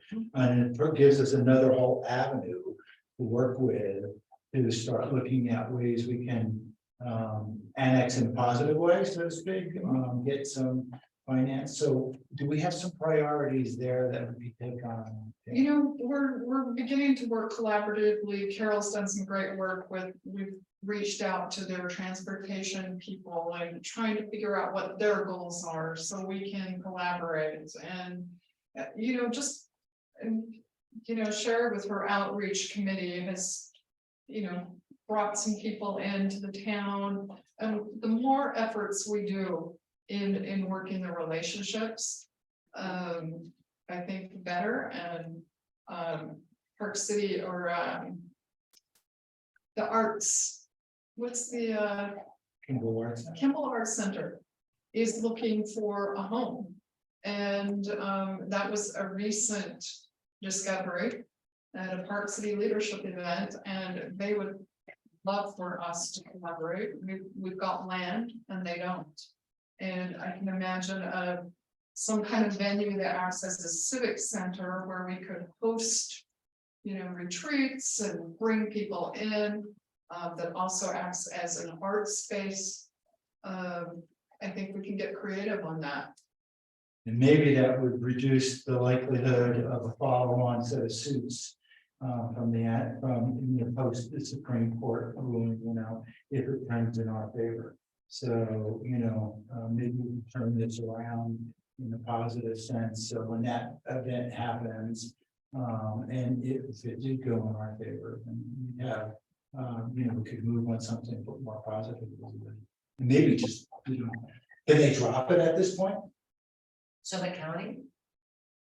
Sure, Can I- they can draw, but I don't see that in the tea leaves, right? Okay, so again, we gotta figure out going around another door through this. Because Yeah, hey, Yeah. can I just jump in for a second? Yeah. Just for the record, I studied the arts, in fact, music, for all of my degrees in college. And if we're looking for making money, that's not going to be it. Right?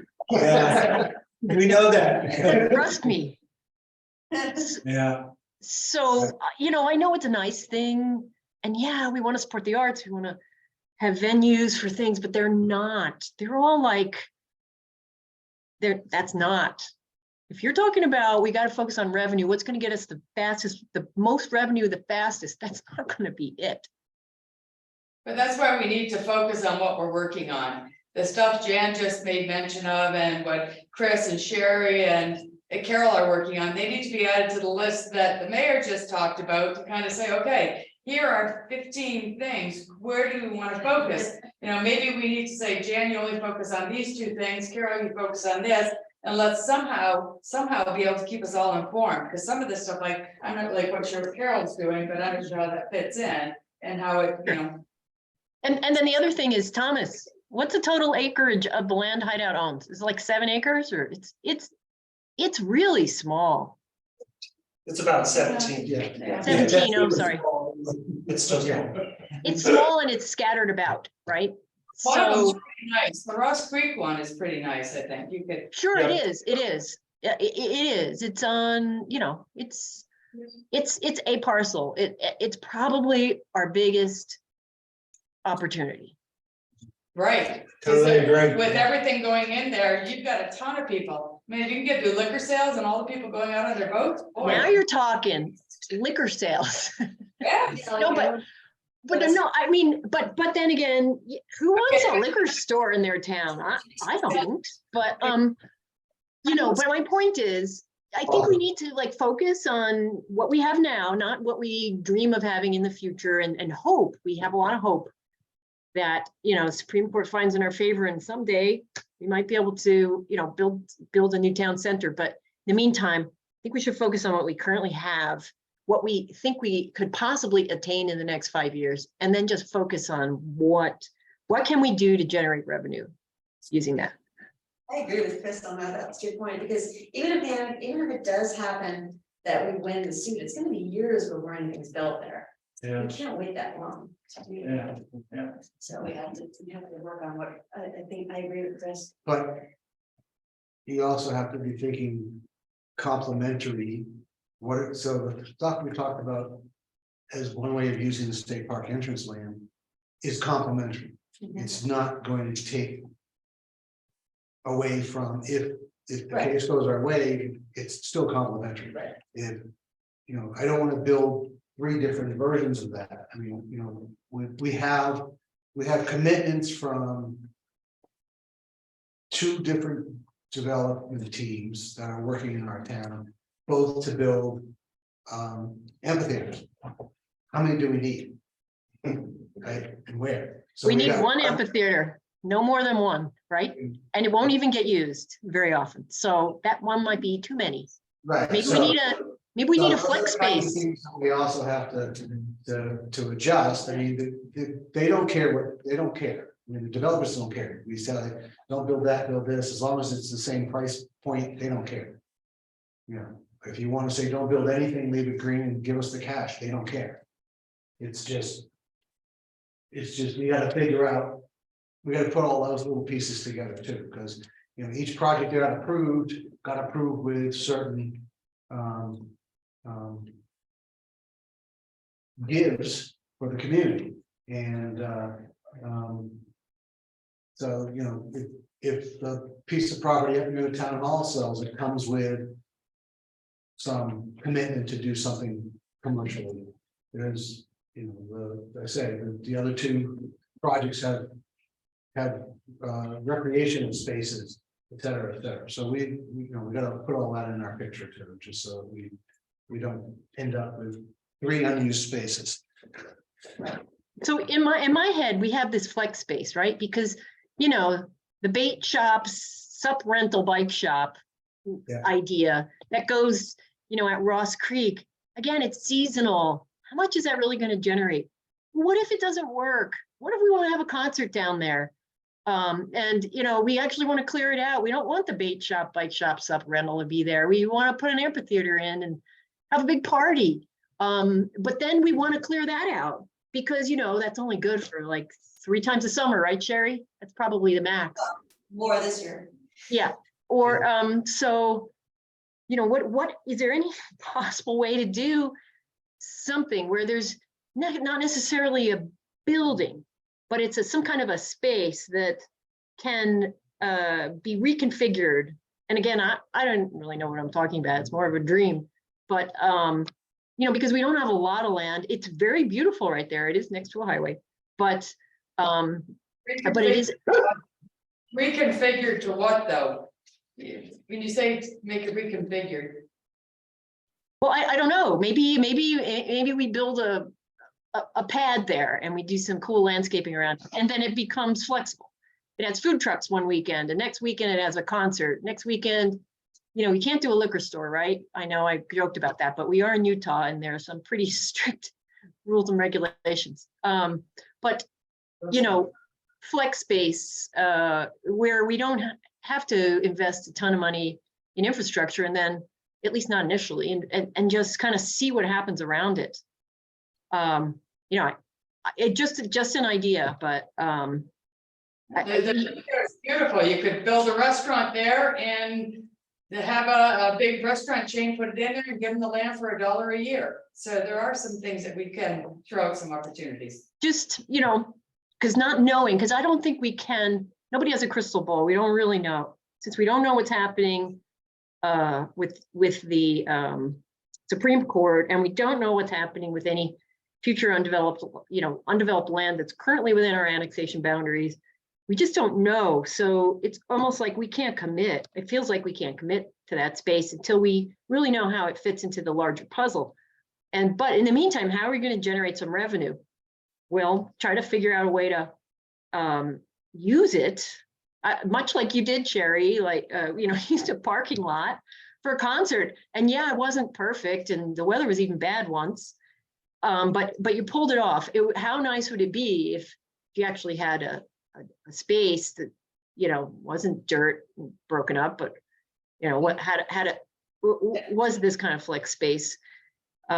You could set it up temporarily for one purpose and then set it up for another purpose and then set it up for another purpose in that general Ross Creek area, and just kind of leave it flexible enough where we don't have to necessarily commit, but we can see how it gets used, and then see if there's any any more permanent revenue generating businesses that would want to occupy that space. Well, we could go that direction to attract, I think, some businesses. But we won't generate any income unless there's something that's generating revenue for business. So that's just the way the numbers. And to your point, I think, Katie, is restaurant would probably do that fairly well and would fit in there. To your point, Chris, I think, but we also could spend 2 years trying to figure something out and then not doing anything. And there's a danger in that kind of approach to any kind of business and generating revenue. You kind of have to seize the moment and kind of make a decision. Well, it's a beautiful view. It's a beautiful view, yeah. So I would think you would want something like a restaurant there. Well, that's kind of what I was talking about with Jan and Thomas and Tim the other day on a call, because I think I was going to talk about when we get to the community engagement. There's some ideas for that area. So Because we put the public works building in the place with best view in town. So I think they're moving to reconsider some of this. But we'll talk about that. I think we should talk about my committee over cocktails. it's not time yet. It's not. Let's put a restaurant, great big deck in there, because we could use a restaurant, that would be year-round revenue, and you can tag on to that takeaway. Hey guys, I love a good restaurant as much as the rest of you, but you know how low small the margins are and the failure rate, right? That's probably not the first thing that, that's probably not the first thing that would be the best to go in there. Yeah, but you can open up in the morning for coffee and donuts and that type of thing. Well, there's tons of people with tons of statistics around how those things work, what their throughputs are, what their turns are, all that stuff. Given its location, it's easy to stop at, especially after we get a traffic light in there.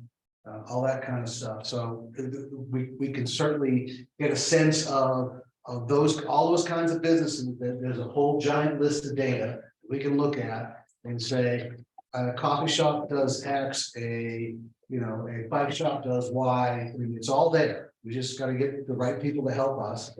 All that data is available, You know, these people put in tens of thousands of these things all over the place, so they got tons of data. We just gotta get it and say, what are the kinds of businesses we're talking about, do they do what we want them to do? I mean, it's all there, we just gotta get the right help to look at those. So once we've got some ideas, I think, you know, part of that is we're gonna have to go out and get one of those kinds of specialty folks that know that stuff, the commercial development folks, and go down the list and say, coffee shop, dry cleaner, bike rental, whatever, you know, quick shop, pizza place, coffee shop, whatever, you know, pick them. And, you know, and say, okay, that's gonna generate, and, you know, high-end restaurant. It's all there, they got it all. So this has got a lot of publicity right now. Is this our number one priority? How are we gonna, when do we go back and recap to say what our number one priority is? Or what our top 3 priorities are to be able to start working those? We're gonna get there shortly. Okay. Well, if we get a firm to do that, and we get a list of consultant or consulting firm. It would be nice to get a consulting firm who's got connections into the developers. So that they can just immediately say, hey, we've worked this out with the town feels like these kinds of 3 things would make sense. And they have linkages to developers within Utah or other, you know, they're gonna, you know, that they can convince as well, because that consulting company, you would think, is gonna be deployed by the buyer of that as well as the user of that, potentially. You may not even have to go that far. I mean, you could actually, we could put together a package and you guys you can have this piece of land we want. So these are the kinds of uses we're looking for, throw it out there and see what you get. You can be as creative in its hometown as you want to be. I don't even think you need to spend the dollars to do that. We can just throw it, and if you get what you want, take it. If not, go to the next round. And Sherry, I think So- your point, I mean, public works building is a relatively low cost build.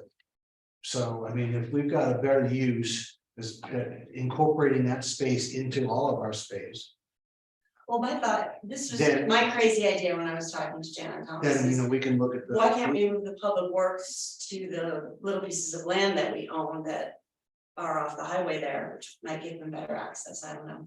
And then we take that whole space down there where we did all those concerts. We create a building that's maybe 2 stories, the top floor could have a gorgeous restaurant with amazing views. Downstairs, you could have your outfitters, your coffee shop, you could have an amphitheater, not an amphitheater, but an area for music. Until we get our amphitheater, which we don't know when that's gonna be. But we could have a really great community center area, maybe there's meeting space there. Maybe there's places to have classes.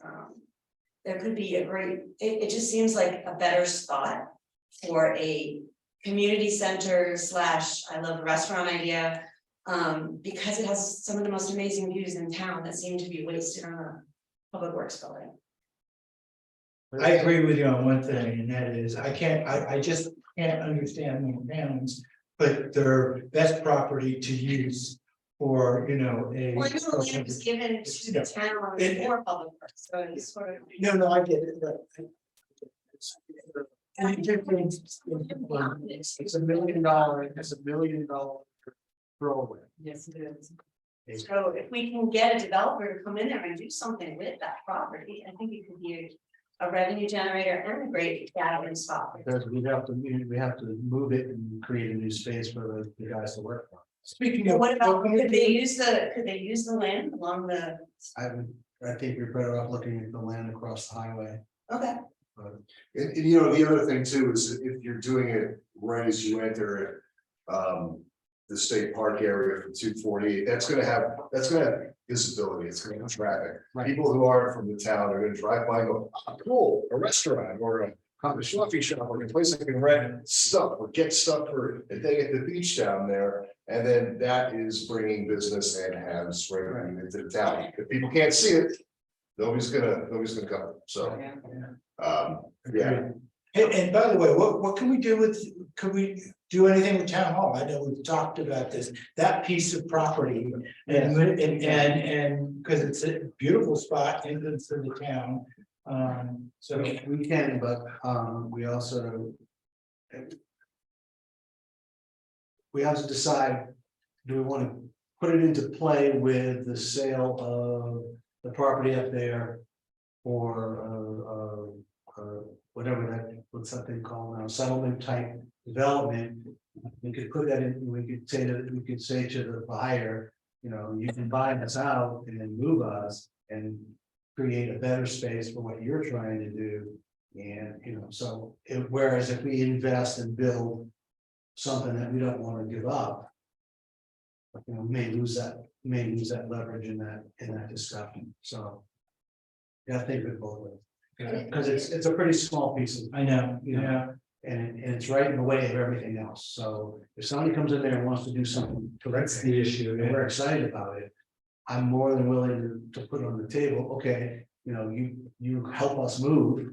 And, you know, pay off our mortgage and we'll go Somewhere else. Yeah, we'll set up something else. And I don't know enough about the history of those two properties I would want to just make sure if we are thinking of doing something else with them, we have to just look at the deeds and make sure there are no restrictions on them. It's good, I think it's commercial up there, right? Yeah, it's commercial. Yeah, as I remember, Yeah. that wasn't changed. But And now So- there's more, Jen and I were talking about down by Public Works, there's more land attached, but we can't figure out how much we have. We need to survey Well, we got it right here. We know exactly. the land. that- We've surveyed it. Now, the only issue is this is like super steep, so. it's kind of- Well, this is what I'm talking about, it's only a small piece, this little bit here, Yeah. so there's a little extra space down there too. And then this is privately owned by somebody, but, and then. This whole area is good, this is good right here. Yeah, well, that could be parking for that too. Well, anyway, we So, have, but we have video sites. we have great, wonderful ideas with this. So they're gonna get fleshed out by the priority piece. So let's get through, there's a couple more things to talk about, Okay. right? And then, so, I think we're through the EDC discussion at this point, since it's been most of the EDC discussion. One more topic that I'd Okay. like to throw out, and that's the nightly rentals. Because that could be revenue for the town. Yeah. Very quickly. That's true. Where? Maybe we designate a place, a specific place. And, you know, Claim has them, they got it in there right up, we have a portion of Deer Friends. Springs. And they would love to have more, Maybe the town would be the best place for it, because I know people that bought in the single family homes won't. Right. Got enormous about that, they don't want that. but, but that's, you're right about that, you know, that's another thing we need to. Put back in front of us, and we did a survey and we got some feedback, you know, and people don't want it in. In the more neighborhood type, you know, single family home areas, but. You know, we have to do some work on that, because it's a really good idea to put that back on the list. Because it is quickly turning. You know, nightly, maybe weekly, like they do that at Black Rock, they limit it to weekly, so that you don't have Don't have You don't want turnover. bachelor parties from Salt Lake coming up and renting your place. You want people that are gonna be there Will they fall under the master development agreement? I don't know. No, they don't. Deer Springs does not. Deer Springs, no, but Shoreline and Rustler does. Yes, sure, and well. I thought that's what we said. Yeah. for. Shoreline and Russell do. Yeah, so we'd have to pick our Deer Springs, Deer Springs, It's two levels of regulation, right? There's the town and then there's the HOAs. So if an HOA says no nightly rentals, then the HOA wouldn't allow nightly rentals. But the town could decide to allow them or not allow them. And the master development agreement also has no nightly rentals. right, So that covers a lot of the HO. Well, it's not. They preside- District development agreement, it's within the CCNRs. Yeah. It's not Master HOA. yeah. the master, anything that's in that is a contract between the owners and the HOA. In terms of what they can do on. I have a list of those. So we have Salzman property that is exempt from the HOA. Yep. And we have the Deer Springs which is exempt. And didn't we mention a little bit about Deer Springs Cottage on the other side of Jordan now? We had that. That Generally, those would be Could be. ideal for sure. Yeah. And that's part of it. And we said claims already doing the nightly records, but we're not necessarily doing the job we need to be doing to show capturing our portion of the income. We need to renegotiate the interlocal agreement to get a sales tax on the minor Yeah. properties. Well, we can do that too. And anyone that is nightly rental should have to pay a business license. But that fee has to be related to the cost of the nightly rental. You can't profit off of. No, but we do, and then we go, police, additional maintenance. Yeah, those- absolutely. So we actually justify that. You just have to go through a study. But you know, it's quick, but it's a limited number of units.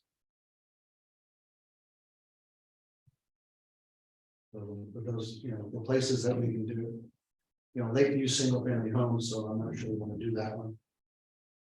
So it's really Deer Springs and Glen. At this point. And then anything new we did, as you said, there's some other exempt pieces. And Benlock came in, that was certainly, we know that's part of their proposal and something we're interested in, which is another reason to look at.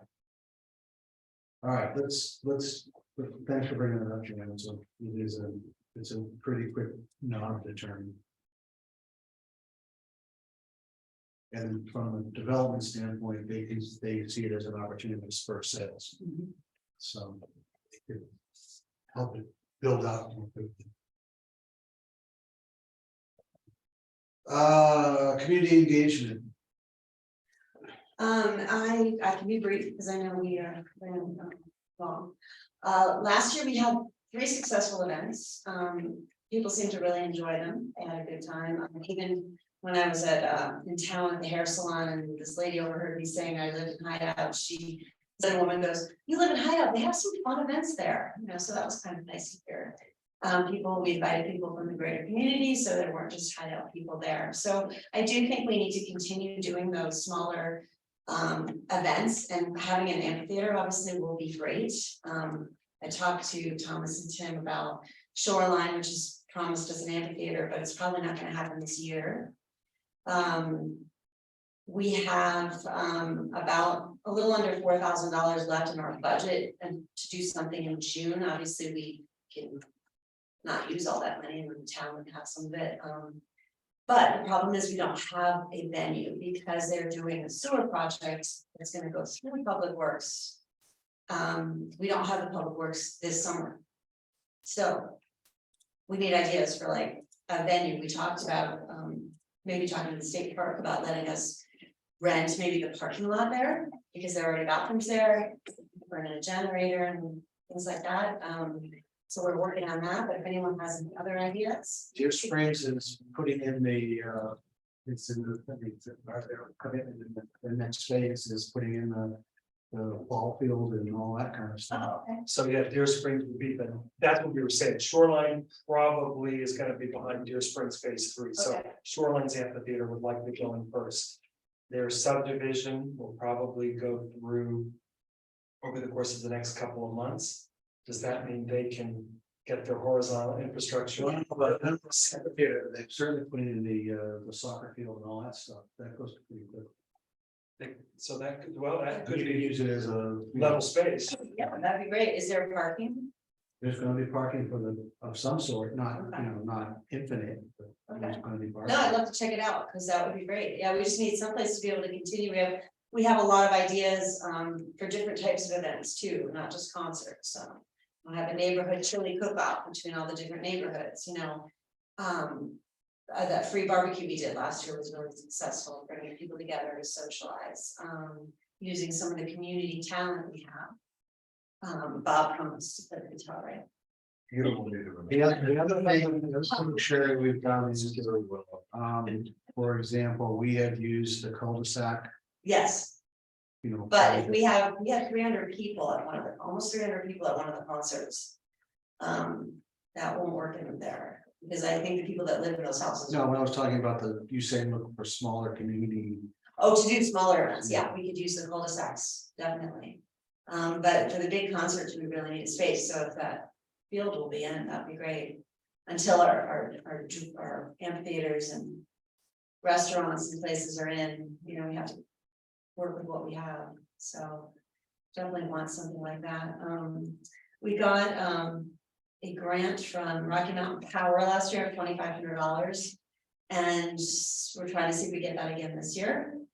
And one of the committee members has spoken to All West, because I guess they do that as well. So we're gonna try to get money from a bunch of different utility companies, you know, and see if we can do more events that way too. So we don't have to raise ticket prices too much, but if we have to be able to do more events, we can raise them a little bit. They were only $10. If it's 15, I think people will still be okay with that. Yes, it's really the venue and then the whole public works idea, try to Make it 20, and then you know, make change.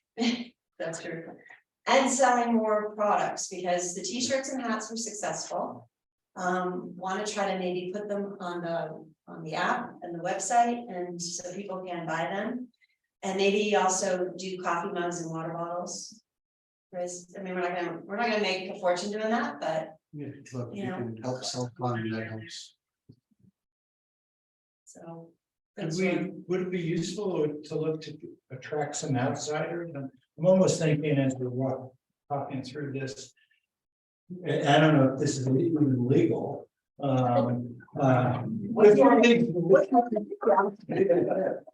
Or just go to the spot. We're not saying can, you know, like have a, you know, an event that will also invite developers in or potential investors. And they get a really great view. I wouldn't necessarily do it where you're at, but maybe, you know, maybe, because that's a great piece of property. What do you think? So look, you have all these people come here, and what if you built a beautiful building here and. Yeah, exactly, you know, and like, you know, look at all the people that just came out, and look at all the people that are gonna be, you know, your patrons, if we open something up here, something that kind of has. But I don't know when the work's gonna, when's the work gonna be done? We don't, we don't know yet, because we're still getting put parts and pieces, I mean, which, you know, sometime, it's going to go on through the summer, will they be all the way up to?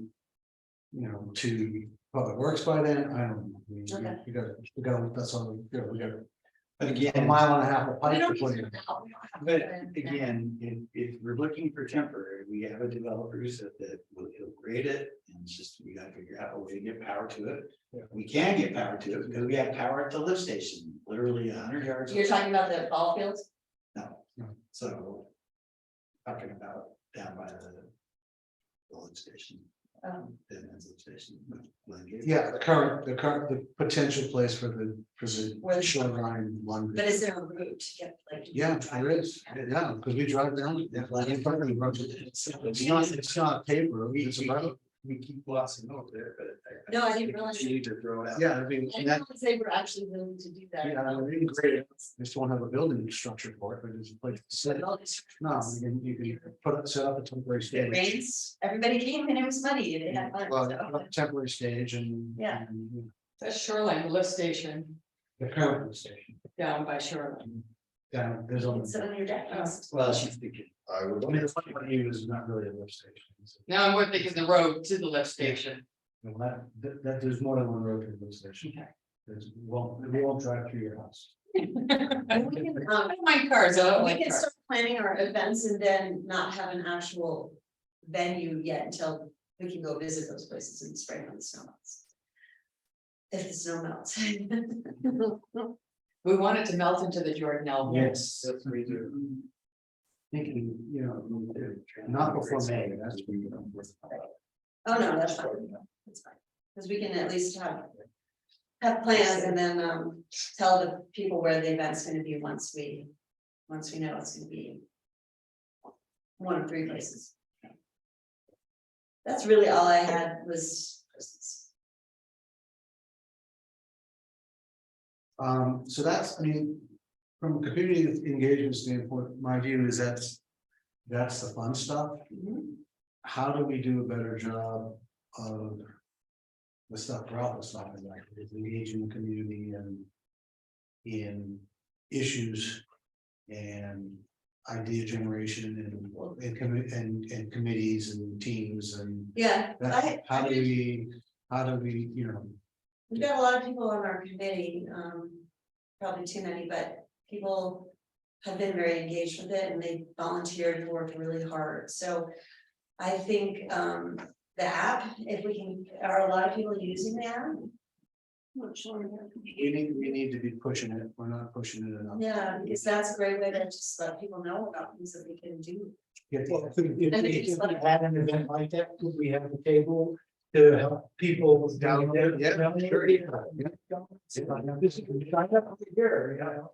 You go to college and there's always people there to sign up for the different I mean, clubs. you'd have to have a round and stuff like that. So people can download it, but, you know. Yeah. About it. The mailboxes are key for communication. Everyone reads those big Or mailboxes. door tags, we could do a door tag for the apps. The door tags are not expensive. You know, get them for the. But you know, a lot of people that own lots want to be engaged, like I have 3 people on the committee that own lots, and there's really no way to get in touch with them except for the newsletter they have. Yeah. We have building permits, we do have a contact information for them. Yes, Yeah, that's what some. These are people who are living in other, you know, in town, for example, haven't decided to build out here Oh, yeah. yet. So those people like to be involved as well. Especially if they're in the process of building too, they want to. You know, I have a couple of people that just finished their house and are now on the committee. Because they really want to get involved in the town when they're new. And they've been here a while, they don't care as much, when they're new, they really want. Maybe we could get a sponsor to, instead of selling T-shirts, giving, you know, every town person a I Love Hideout. And then when we have an investor for those properties, you have, you know, 200 people who say, I love Hideout. You know, What if we get somebody, if we can get a sponsor for the t-shirts, use some of that money and give away t-shirts if you sign up for the app. that too, you know. Happen to T-shirt, man, yeah. And if you don't have an event before the end of June, you have excess dollars that you might as well buy the t-shirts, or you're gonna lose some money this year. And we get the investors, the developers to show up. You guys- Lose it, I still lose it. Not gonna evaporate. We'll have an event in June and then that can be a great way to buy it, because we don't spend that much on the events, at least we haven't yet. We can buy a whole bunch of shirts and give them away and get people to sign up for the app right there when they come to the concert. And you know what, some of the, if you're having 3-4 concerts a year, those porta potties are expensive. And That's maybe we one thing, invest yeah, I in want to one be or able two. to, well, if we. Once we have an amphitheater, we have to have bathrooms there, Definitely. but until the rest. Having it located near the lift station is not a bad idea. For plumbing purposes. Yeah, that's a great idea, it's out there. But, yeah, I just, you know, there's more than just, you know, the social activities that we've gotta think about how we broaden folks' participation. You know, it's great to have all those people in the committee, and we got 3 other committees, you know. I'd love a communication committee of some sort. We have a lot, we've got mechanisms to communicate, we got a website, we have an app, we got an overtaxed staff. Doesn't have time to do, Actually, there's a lady on my committee that might be perfect for that. you know, we have Carol who does a newsletter once a month roughly. But, you know, if we had somebody who's making the effort to go around and talking to everybody and saying, what should we talk about this month? And you tell me, as opposed, you know, Carol's always saying, to me, write something and I'll put it in. Well, okay, sometimes it takes me 3 months before I get around to writing something. But if I said, hey, let's talk about X, Y, and Z. And somebody go do the groundwork to turn that into text, that'd be great. Yeah, actually, you know someone that might be perfect, I'll ask her. Yeah, that makes a lot of sense. But I thought we had a communications committee, or was that just part of it? Your. We don't have a specific communications committee, you know, with Carol. Yeah, community engagement is kind of communication. Yeah, Yeah, that's kind of my path. Yeah, I was just focusing on social events. yeah, yeah. Because Jim, That's what I heard. But if you put a formal charter up there, and maybe we can kind of help put some stuff behind it, so everyone knows what we're going to use for. And if you've got that many participants anyway, maybe you can channel them. Well, no, into- I have a couple people that actually talked about how they were going to go talk to all of the, find representatives in all the different, So, subdivisions to get the word out about what we're doing. So there's no reason why we can't get the word out about what everyone else is doing too, all the other committees. we can But certainly, somehow you need to tell me what that is, and then I can, yeah, we can also partner with the HOAs, sub HOAs. Right. Rustler has an HOA, Shoreline has multiple HOAs. right, At this point, and operating lower. Et cetera. Dearwater there's has people one, in like there's Deer Trace- Waters has their own events, and they have somebody that puts those together. And we communicate all the time, like Yeah. this meeting, we sent a note and said, they're having a meeting, join if you want. Yeah, so there's other communities that have that as well, so we're gonna try to tap into that. So that would be the way to get the word out, at least to the communities, the people that live in the You know, single family homes that aren't in the communities. yeah, Shoreline One has done concerts on parking pads and stuff like that. We've done a couple concerts at Deer Waters for our neighborhood. Yeah, we can certainly work to communicate, but we just have to figure out how to get that communication. So that I, like, after your meeting, you tell me. Or I'll, the person that I think would be good at this, tell them, okay, this is what we talked about, we need to get the word out, or whatever. It's kind of like smoke signals. I guess I get you, yeah. Yeah. I want. My view is, I would like to have pull versus push.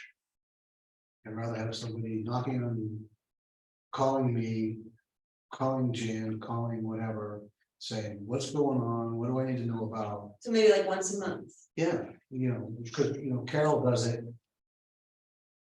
Through, you know, I guess you guys talk about it in a staff meeting and then she puts some stuff together and I give her other ideas, but. Is that enough? Is that, do we, and that's a newsletter. Do we want to we want to use the app more? Do we want to, you know, the website has sort of gone by the wayside as we've been getting the app running. We need to update the I think website. if you can get people engaged in the app, that's the best way to get the information out. Yeah, so, But if no one's looking at it, it doesn't. Carol, anything you want to share with us on the transportation world besides how, you heard anything about how the new bus services? It's not going too well, I've seen a lot of empty buses. right, there's, I think it's gonna be a flop. Personally, I don't think they'll pick it up again. I think the big issue is they're not going to the resorts. Right, I'm not going to. We Yeah. could have predicted that one, Carol. If you don't go to the resorts, who's going to make the effort to go park out there in the hinterland? That's it. Yeah, Yeah, so I do know Exactly. that periodically rides it to work, she works at Deer Valley. And she does go park there and she gets on a bus that goes to Deer Valley, but I really don't think it's gonna, you know, it was experimental, it was very expensive. I believe that it was gonna cost the city $3.5 million this year. That was money put aside for refugees. They can give it to us, you know, I mean. Right. I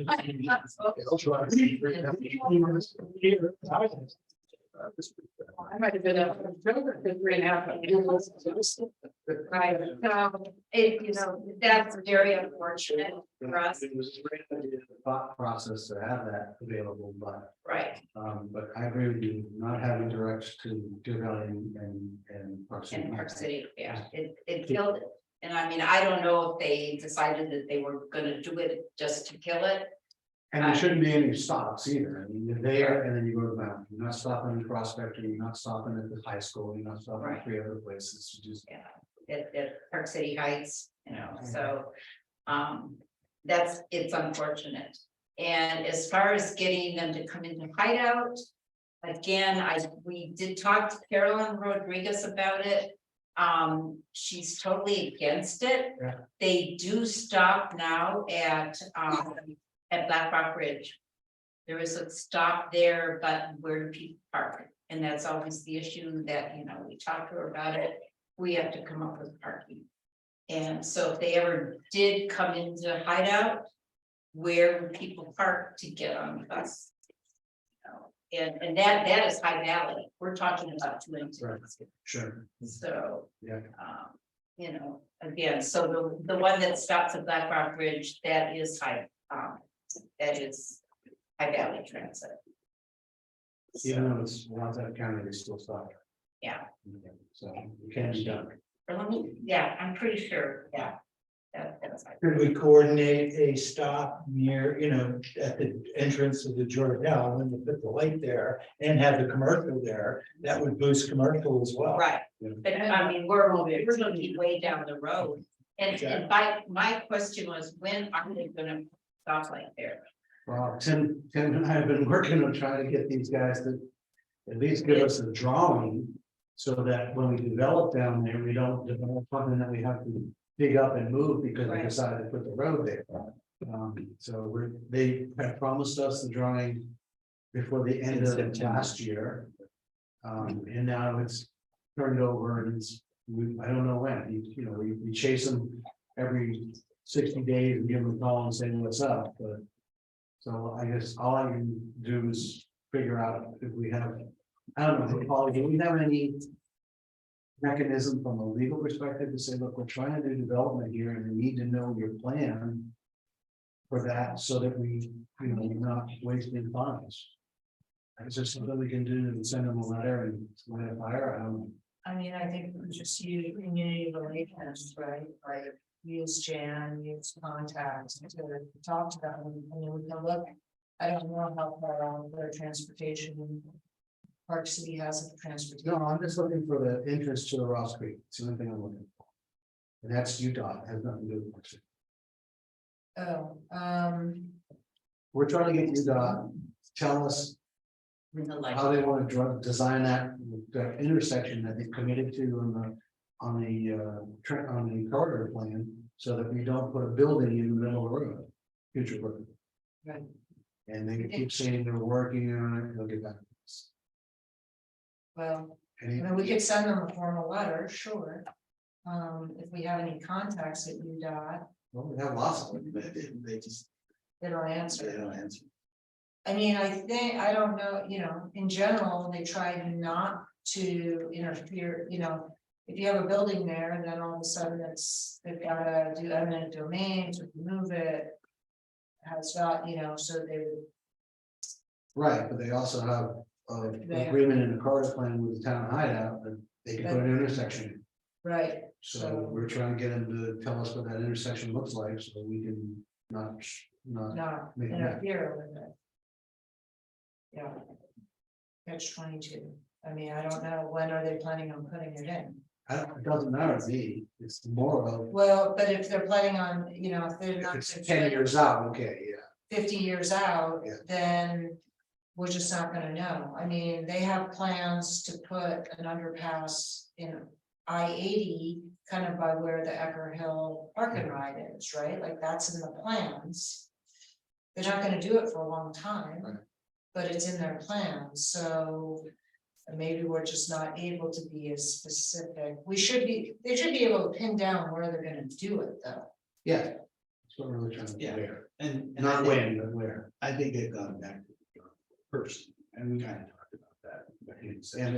And they've talked about rezoning, for lack of a better word, that section of the corridor up to 2A, if you will. And changing it from limited access to something different. So I know there's a lot, because it's getting to be too much development. And you can't go 70 miles an hour With all these cars coming out. with all, future, I mean, there are thousands of vehicles going to be entering this corridor.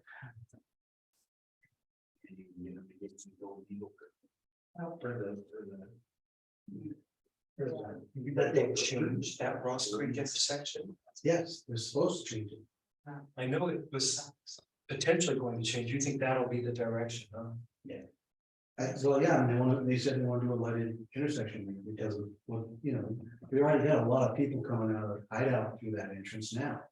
And when the road comes up to the Jordan Hill Parkway is complete, people are not gonna go all the way up to Browns Canyon intersection if they're planning to come and go the other way.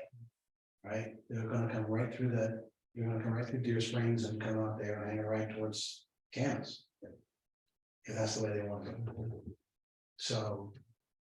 And you, and or any of the other developments that are over there, why go all the way up to Browns Canyon if you're. It's coming to the highway, if you don't have to. So, it's just gonna get worse. All right, we can't solve that here. Or we can keep on. Okay. Well, we keep on, but I didn't know, Paul, if you had any thoughts if we could encourage them to get. I mean, I guess maybe if I take a look, we need to just refer to the original agreement, maybe I need to look at that. We need to just figure out how specific it is or how we can pin them down and. Okay. Anything else? Should I follow up with Tim on that? Yeah. Anything else, Carol? Thank you. Infrastructure engineering discussion and plan. Tim, you have anything you want to share that you haven't really talked about? No, I mean, I think we kind of hit everything. It's just, it comes down to, you know, finding people, the personnel, getting equipment. We need more equipment. That's kind of what it comes down to. So, yeah, so we gotta put together you know, start to put together a plan for how we want to do these projects. We need to put together a plan of. Let's put together the 5-year needs of equipment. So we need a backhoe, we said, we need a trailer, we need a mini, whatever that mini cat thing is, do sidewalks and stuff like that. And we may use side by side at some point. we have, I mean, Dan and I have got a good idea of what we need, and I talked with my counterpart in Public Works Keeper today. He's sending me over a list of just what they have, right? And let's go, let's go, hey, great, we don't need this, but this is gonna be something in the future that we will need. As we continue to grow, and so, because again, we may not be able to think of everything, right? And so, so yeah, so it's gonna be a great list with this inventory that we'll put together, and we'll come back and we'll ask for some priority items and some non-priority items in the next budget. So let's put that together on a timeline, you know, because you're not gonna get it all in 1 year. No, absolutely not. No, we understand, and we do understand that, right, as a staff, so we get that, but we do have some pretty urgent priority needs. And we're talking about some of them we're doing right now. So Right. Katie doesn't even know what we're doing. Right. Yeah, and I was gonna say, is there a timeline? I mean, you had said that note saying you needed a couple $1 million over X amount of period of time. Look at our $250,000 a year. Quarter For those projects, but I didn't cover the fact that, you know, we have a bunch of other things that are not, those are, you know, you put them up for proposal. Yeah. You know, guys come in with their own gear and they dig up the road and put the pipe in and cover it back up. That's what those $2.5 million. Those are not, So we have $250,000 over 10 years. yeah, which is not, which is, well, $250,000, which is too slow, I think. But that's, I think we're probably gonna have to accelerate. Well, yeah, and that goes into your priorities. Right. You know, are we accelerating into 5 years, 2 years, 7 years? I don't know, that's what these guys are doing, so I think I'm paying for that. Yeah. So we'll get that figured out. And Tim would be probably the farthest out now, Yeah. so we want to go, and if you're gonna put my feet to the fire, I'd say, sure, we need a fire, but Yeah. you kind of quite honest that. Between but- 5 and 7. Yeah, between 5 and 7. Right, but then it's happening, so that's. Yeah. Exactly. But he also needs, you know, I don't have that, he needs trucks, he needs traffic vehicles and he needs. I mean, to give you an idea, we spent. I'll throw this out. We get all the salt, we just went almost all through our first round of salt, we got a order more salt. Just for the salt granular stuff that we put on sidewalks in some other areas. And I ordered some of those, we had 15 or 20 gallon or 5 gallon pails. We're down to 6 of them, so we gotta order some more of those. So again, it's just, there's some things that happen that just the daily maintenance stuff that, we had a light broken on one of the plows and good luck trying to drive in the middle of the night, one night. It's called the one-eyed bandit, right? So we gotta go take that down and get it fixed. So there's just some things that we're finding out that we didn't have when I got 2 trucks. So they know and how I will. We can't complain, 'cause we can't. So, but we didn't have things, and if we would have had, I'll give you a great example, the one when I got stuck at the end of 2-day road. If I had a traction board, been out in 2 minutes, right? Just throwing it in the tire. And all it was is I got in a mud spot. And with my front, and that was it, but the backs were sitting high up and. But if I had a traction board, which is $300, that you can go get and throw them under your tires, you're out immediately. And I have those for my Jeep. But again, where's my Jeep? My Jeep back home, so we didn't have that stuff. And if I'd have been hurt, we didn't have first aid, we don't have first aid equipment in our trucks, we don't have signal flares, there's so many things that we're finding out now that we don't have, that we have to get in. That's why it's a great idea to go to Heber. What do you guys have? Yeah, and so that's part of the reason, right, and so just a safety blanket, a prime example, in the middle of the night, safety blanket, if the truck runs out of gas, at least we can be able to keep warm, stuff like that, so we're getting that stuff together, so, but we assume that we had it, and we know we don't. I had to pull out one of the trucks, actually, I didn't get the third, I did not get the third truck stuck, but I did have to pull out one of our trucks with my Jeep. Personally, right, and with my to get it out, so there's little things that we'll do and Tire chains. good luck finding tire chains right now, I can't get them across the country. So had one ordered and they canceled my order. Well, we just thank God you weren't hurt. Had you been hurt, we wouldn't have been. Well, that was on Shoreline, resident was going pretty fast and we were driving the straight plow, which doesn't have to be in the middle. And so when I kind of moved over, it must have got snow in it and tilted this way, and then all of a sudden I hit some black guy, I kind of like, oh, slide off the road. When I got up on the road, I was slipping in my boots, and so it was pure ice right there, so that was part of the reason, so. Yeah, I mean, it could have been worse, right, I mean. For those who hadn't seen the truck, everyone was like, how'd you get out of it? Yeah. Right? I mean, I literally had to climb vertically straight up out of the passenger door. That's what we said. To get out. And it was icy. It was. Yeah, that side doesn't get a lot of sun on that. It really doesn't. So it's hard to get that road clear. And so that's why yesterday I was out there digging out by the guardrail or the Jersey rail, the concrete barriers. To give us more room to throw snow, right? I mean, because that's our issue right now is we're plowing it up against the existing snowbank. And all it's doing is hitting the top and rolling back down. So, Mayor saw me when I was out driving and I was going fast and I admit it, but I had to go fast to get it up over the existing snowbank and clear out some of that side. So, And, as Tim pointed out, we inherited a lot of straight walls on these roads. I mean, Rustler was full of them. That whole section, that first section, Shoreline one, I mean, there's not, if you know where to throw it on the other side, there's nothing there to throw it against except rock. Rock wall. So we have to push it out of there. So as you said, we're gonna need equipment to do that, so. yeah, and I'll be going to the snow conference in April, but there is equipment. I give you an example. I saw something, I got researching it a little bit in the last couple of days. That can actually clear it and throw it.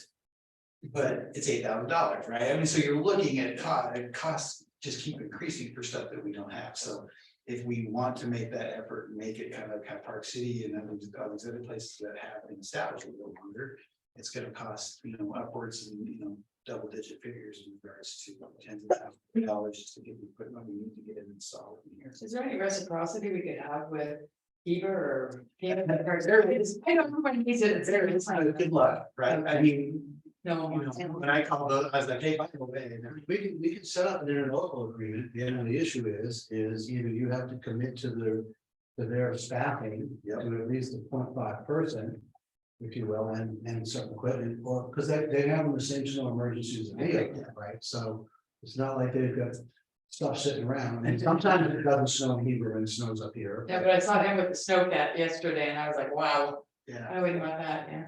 So, yeah, I mean, it's just, you know, by trying to get them here to help us, you know, and they were like, yeah, good luck, we can't help you. You know, even calling to get a record company, I saw. I know it's gonna see it, talk to you about, so I'll say it here, you know, I think we need to put some language together about snow emergency, Yes.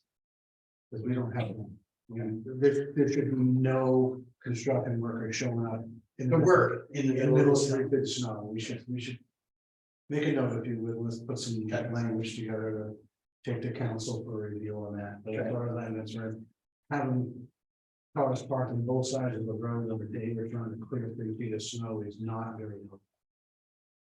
And we just need to declare a snow emergency and say you can't come to work today. I'm sorry. Yeah, and luckily, we had some great help from the developers. I mean, I know we kind of knock on them a little bit, but They did help us. they came down, they came out and they cleared out some extra wide area along shoreline. You know, and I know it was partly for them and for their workers to get some homes done, but it was a huge help. You know, and they helped pull out our trucks. I mean, and so again, without them, we. Maybe there's a developer, a couple of developer lots or lots where they could park and they transport their own people over to the. We've talked about that, we've tried and, you know, I No think cooperation. no cooperation. It's not the developer, because again, they'll put out signs and we'll put out signs and we'll go and tell everyone. And then I'll come back 30 minutes later, driving through to go do something else, and I got different construction workers now. It's all the subs and their subs and all the rest of it. Yeah, it's not a lot of control.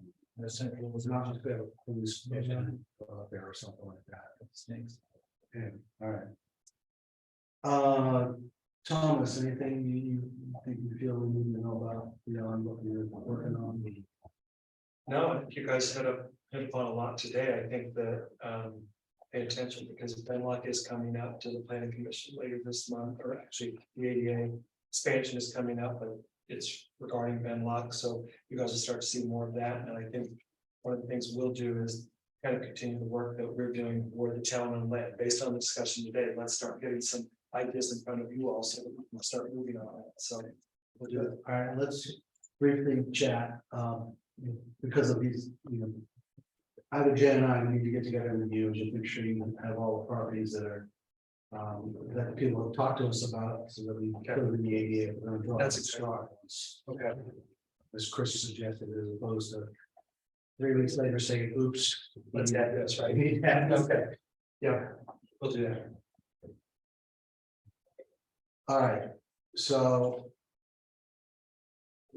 We're getting close to quit. So the things I heard. That that we're gonna take action on. Are we're gonna get a 5-year spend plan together. Recognizing the growth needs as well as the infrastructure. Maintenance needs that are coming, including the ones every 5 years snow emergency plan. Because the last monster was 2017, and here we are in 23 with another one. So we're gonna do that. We're gonna revisit the nightly rental discussion and get that back on the agenda for us as we think about that. We've got we know we've got Benlock underway. We've got Ross Creek. We just said we want to just do some work on and get those ideas together. And again, I'm open to incorporating the move of the public works building, just recognizing that that's a, you know, that has comes with $1 million price tag. Because we have to build it somewhere else. Yeah. So, but that's okay if you think it's gonna pay for itself.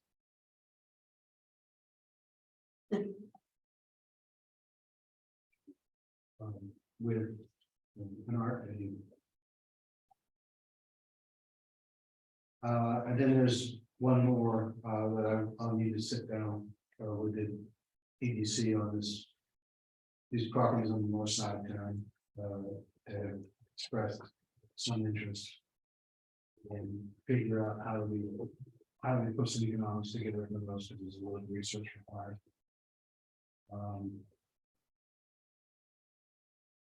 And I'll tell you all now that if anyone comes to us with water, we're gonna entertain them. Because over time, we're gonna need water. So if they're offering water, I think we have no choice but to listen. It's part of their commitment to it now. Benlock has some. They've talked about it. That property towards Tuhey that I mentioned earlier, they have water. They've talked about providing some. So if they may not be revenue generators directly, but if they're bringing water shares, because I've got professional people in the water share space. We have recommendations from our water council. I've contacted those people looking for water shares and not using What are they now? 30,000 an acre foot, 35,000 an acre foot. So, And we could talk about it further, but the 5-year plan, that's not a problem if it's status quo, but you've gotta, you gotta do the Ross Creek, the Benlock, the 248, the north side of town. There's a lot of stuff out there that you could do a base foundation of a plan, but all that stuff is what needs to be kind of resolved before we put that together. Not resolved, actually.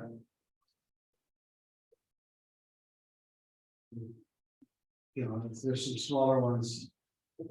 But I don't, they're small, they're not gonna do anything, that guy was 4 acres, he wants to build on or something.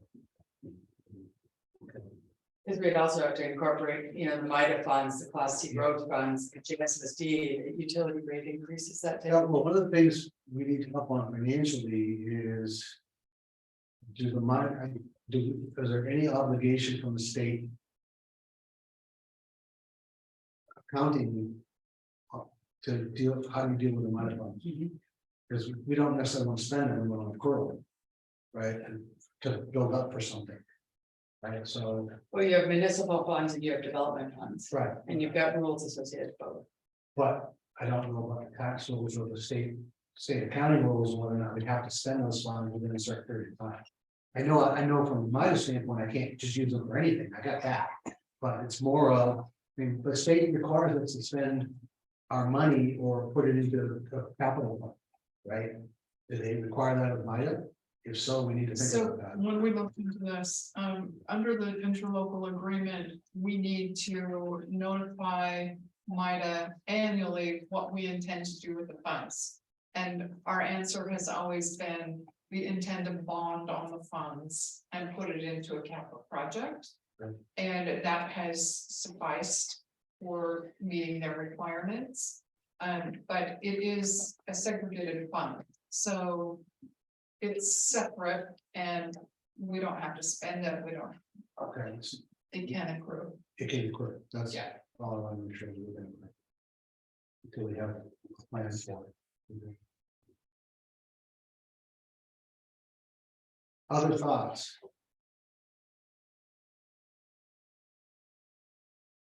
What did we miss?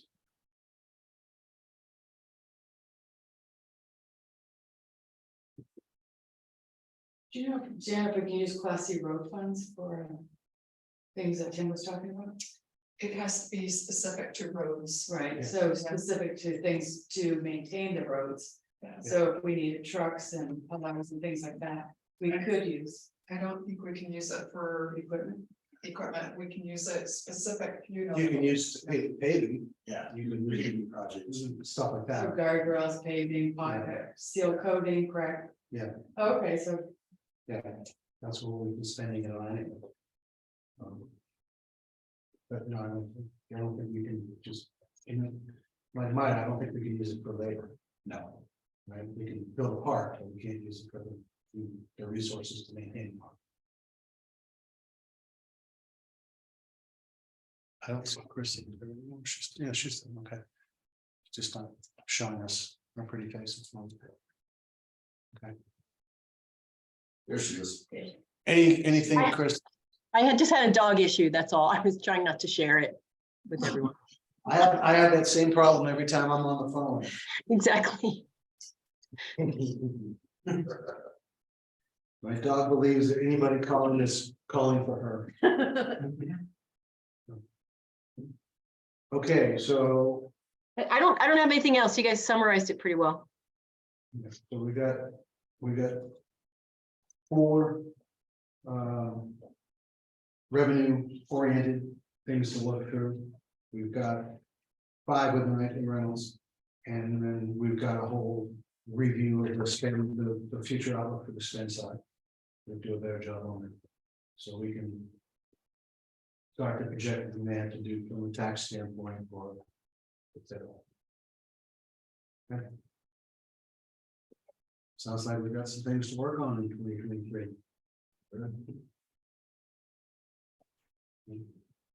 Happy New Year, everybody. Thank you for being here.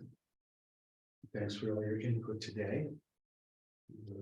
Especially for the staff who don't normally work on Fridays. Thank you for being here. And I don't know what we need to do. It has a budget recap, but we're gonna do the budget in detail, so I'm going to read that. So I just need a motion to close the meeting and adjourn. So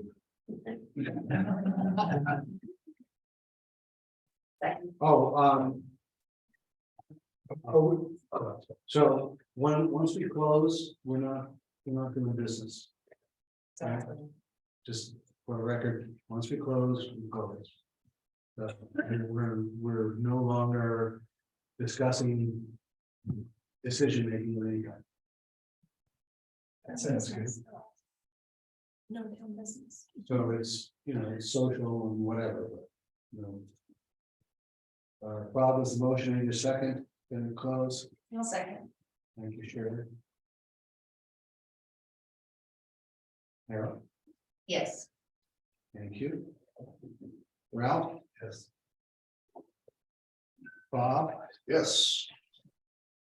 Sherry, Yes. and Chris, thanks for participating remotely. We appreciate you being here. Yeah, yes, thank you. I didn't want to come and infect anybody, so I am, but happy to be able to participate. Thank you. Hope you're feeling better, Chris. Yeah, hope we get over it quickly.